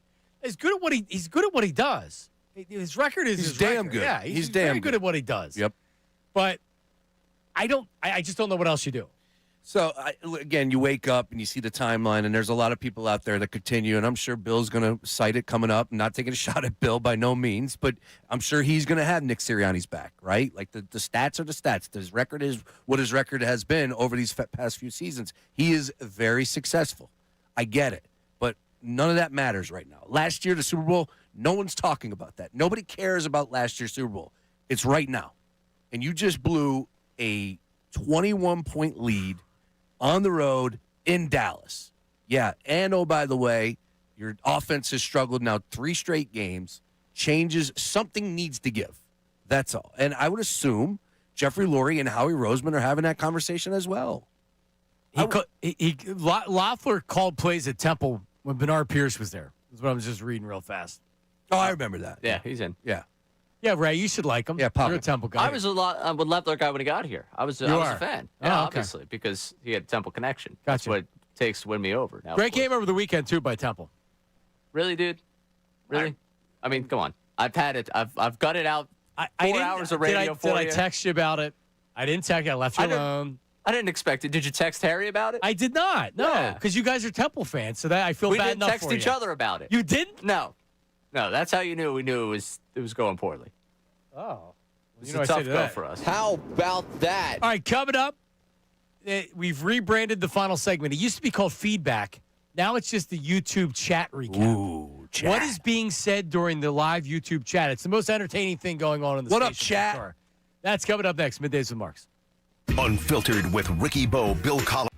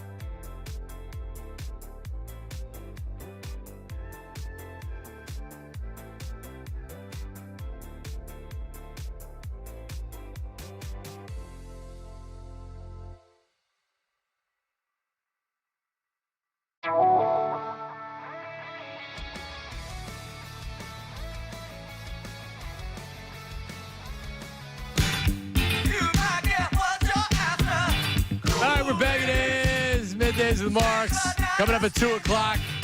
Unfiltered Ricky Vitalico. Bill Colarulo. A couple NFL things. We'll get to the YouTube chat recap. You see Baker Mayfield left the game. Teddy Bridgewater played the entire second half. Teddy Bridgewater, yeah. So Mayfield, that is a left shoulder sprained AC joint. That according to Adam Schefter. Which, I mean, I guess he can still, because Joe Flacco, didn't he just have the same injury? And I don't think he missed any time at all. He probably goes out there. He's just ineffective. He's not big enough. No, yeah. He takes a lot of punishment the way his playing style. Baker tried to gut it out. He threw a Hail Mary at the end of the first half and literally collapsed on the field. Yeah. So he's a tough dude. Yeah. Also, Bill Belichick's girlfriend, Jordan Hudson, says she's suing Pablo Torre. Oh, such a mistake. I can't believe we didn't get to this earlier. That's my bad on that. I should have had this top of the show sheet. What a mistake. How about that? Why? It's literally Pablo finds out. His entire job is to find out. She's going to open him up to discovery. Well, she's not really going to sue him. She's an idiot. Correct. For even saying it. But now you're instigating Pablo Torre, and that's the last thing you want to do. And she's mad because he's done more than a deep dive on Belichick and Jordan Hudson and their relationship. I would just shut up and let him forget about you. Because North Carolina's football program, even though they lost on Saturday, they've actually done better. So it's not a total disaster. They're not going to be bowl eligible. He did forget about her. It was over. It was He over. had moved on. He got acknowledged for Best Podcast. The Best Podcast was about Kawhi. He got that award, and everyone was like, oh, yeah, well, congrats on it. Because I think there was a lot of the Barstool folk that were like, oh, look, he got it off of the Belichick's thing. And it became Jordan did the whole congrats on your success thing. It's like, well, my success, in part, what we did with you. Yeah, that's true. But the Kawhi thing was what he won the award for. She's an idiot. This is a sleeping bear. Well, let him sleep. He released the video of the adult competitive cheerleading, which is something new No, to me. that wasn't him. Oh, that wasn't him? That was just somebody else. Oh, Yeah, he went to her cheerleading competition. He's been out of the Belichick game. Why would you invite this guy back into your life? He obtained the footage outside. Remember when Belichick came out on the ring camera shirtless? Yeah. And it got released, and it was like, whoa, what was that about? And it was because so he went to the spot where they were, took a picture, the exact picture of Bill, and Jordan was the one that it was an Airbnb or a VRBO or something. Yeah. So so he's being a little goofy with doing the Pablo Finds Out, but I found it very entertaining. Oh, absolutely, it's entertaining. It's great, and he's probably going to be sued a few more times, I would assume, or people potentially saying that they're going to sue him. But you're right, nobody's going to do it because you got to deal with discovery. So that's make some noise. Yeah, they don't. I don't think they want discovery over everything involving that relationship. Well, remember, she shut down the question about how they met. Yep. Oh, those videos are brutal. How about the NFL films? Yeah. Like when she's just running her yap, like, oh, yeah, I could do that. Can you imagine? He's a combination of journalist and dumb sports radio bit. Right. And it's what makes that podcast so good. No, but he knows it. He doesn't back away from it. He knows that it's dumb sports radio bit, but he's interested in it. And every time they come out, she comes out and she speaks out about it. Then, boom, this is what happens. Yeah, he's only winning. Yep. Yeah, he's only winning. Well, he's the one that uncovered the Clippers and Kawhi Leonard stuff, right? It's not like he's not doing real journalism on top of this. No, and the best thing about Pablo for me is he's so smart that he knows what the retorts are going to be, and he's prepared. Yeah. And often he allows these people to hang themselves. Correct. Yep. He's really good. He's really good. No, he deserves this award. Yep. All right. Well, are we going to the Open anyway? But so we're redesigning it. We have a new Open, so we're redesigning it because we were doing feedback, which I thought was a good segment. But it seemed like as we went, instead of going to the email address or the text line, most of the good comments from the show were coming from the YouTube chat. So why try to distance ourselves from it? Let's just embrace it. It's time for the YouTube chat recap. It's time for the YouTube chat recap. How about filling us in? Let me tell you something else, man. Watch us live on YouTube every single weekday. I can't lie. Let me tell you something. It's the Middays with Marks YouTube chat recap. And here it is. What do we got? Ray, I sincerely would like to know if Sirianni felt in his heart that if he knew that KP was an issue, would he seek help from Howie? Or would he go down with the sinking ship because he likes Patullo? Well, Ray? He might go down with the sinking ship. He might go down with his boy. Nick? Yeah. No, he won't. He's not going to go down. He's not going to lose chance. his job. No chance. No. I don't think they're going to change play callers. I don't either. So that's going down with the ship. I don't think Nick Sirianni being the play caller, especially like if he's not jumping up to be like, hey, listen, KP, I love you. Not saying you won't get back in the saddle, but let me take it. It happens all the time. Yeah. And the fact that he didn't do that with Brian Johnson and he's not doing it now tells me he don't want it. Or the organization doesn't want him to have it. Or both. Again, I think it comes back to if the no changes are made, he's got as much say as Patullo does. Like nothing's going to change, even if I call the plays. Right. I think he might be saying if that's the case. I don't know. All right, what we got? Nick is a bozo. So is Kevin. You run the clock out in the fourth quarter, not the entire second half. You keep your foot on the gas until then. Yeah, I mean, listen, I'm not trying to defend them and what they look like in the second half, but they threw the ball a hell of a lot more than they ran. I mean, Saquon Barkley had 10 carries and Saquon Barkley had 1. Or Tex Bibby had 1. They had 11 carries between their running backs, right? Yeah. So, can you I mean, if you're throwing the ball, you're not taking your foot off the gas, right? I agree. And we went down and the play calling sheet, and yeah, you said how many times he threw the football. I don't think they took the foot off the gas in that regard. I really don't. I just think they sucked. Yeah. I mean, they struggled up front, could not get the run game going, couldn't protect Jalen. Turnovers, penalties. And the turnovers, and the penalties. All right, what do we got? Brace looking like Kevin Patullo, calling offensive plays when trying to hang a blind. Ha ha ha. Dude, that blind, I don't know, man. I try. I do the best I can. I'm not a handyman. So I'm replacing a blind. So what can you do? Give me the depth of what you can do. I could change a tire. Okay, I can too. I changed an alternator in my car once, my Camaro way back in the day. An alternator? Yeah, I was able to do that. You know what I did? I was proud of myself, and my wife was too. The flapper in the toilet. I was going to bring up, yes. I did the flapper. I diagnosed it. I went to the hardware store. I got the part. I installed it, and it was fixed. I was going to say I'm good with pipes. Hello. So the drain, I've replaced a drain, right? Boom, some stuff got dropped. Oh, I haven't done that. Oh, yeah. Oh, that smell. Oh, man. Yeah. Nasty. That's not good. Yeah. See, that's about what I can do is replacing the flapper. I'll do labor all day. If you need stuff moved from one place to another, yeah, I'm in. I can do it. Yeah, I'm happy to do labor. I'm not handy. You're not a skilled handyman? No.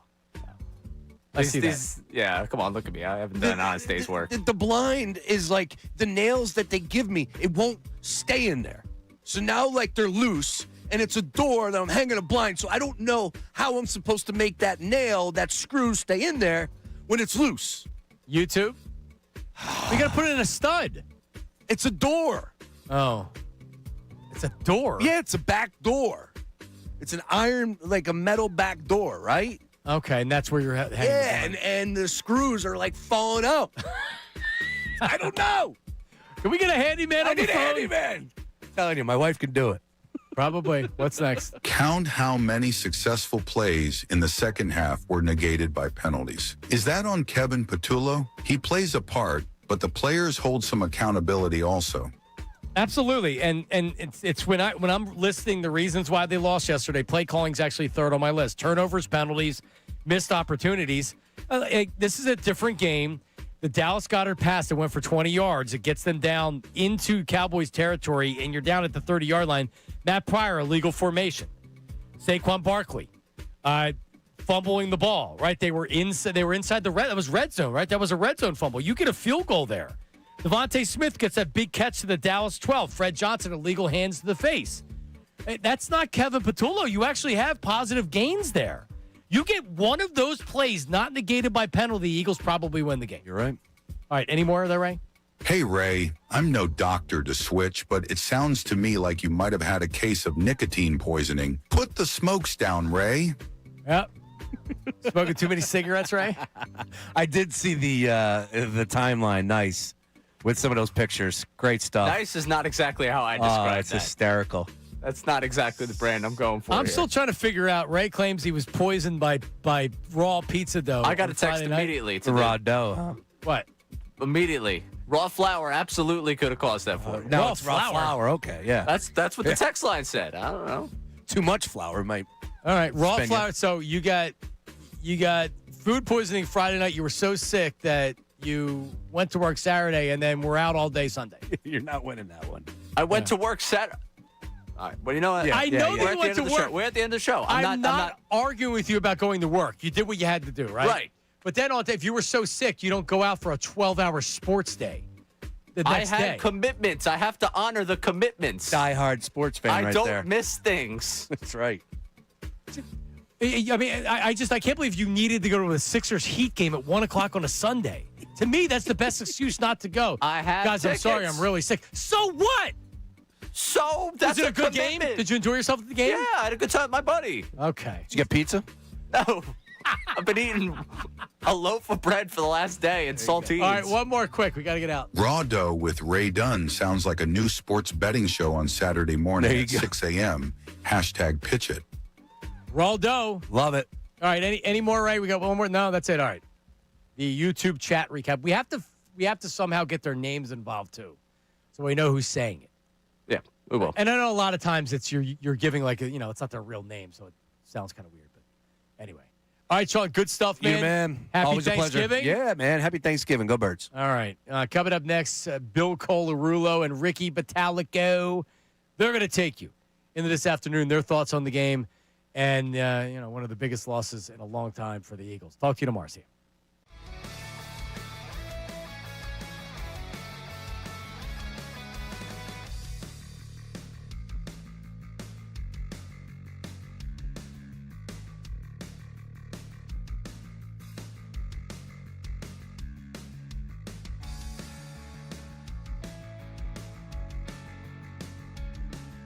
Points for the Heat to win. Sixers against the Magic tomorrow night. And the Union season came to an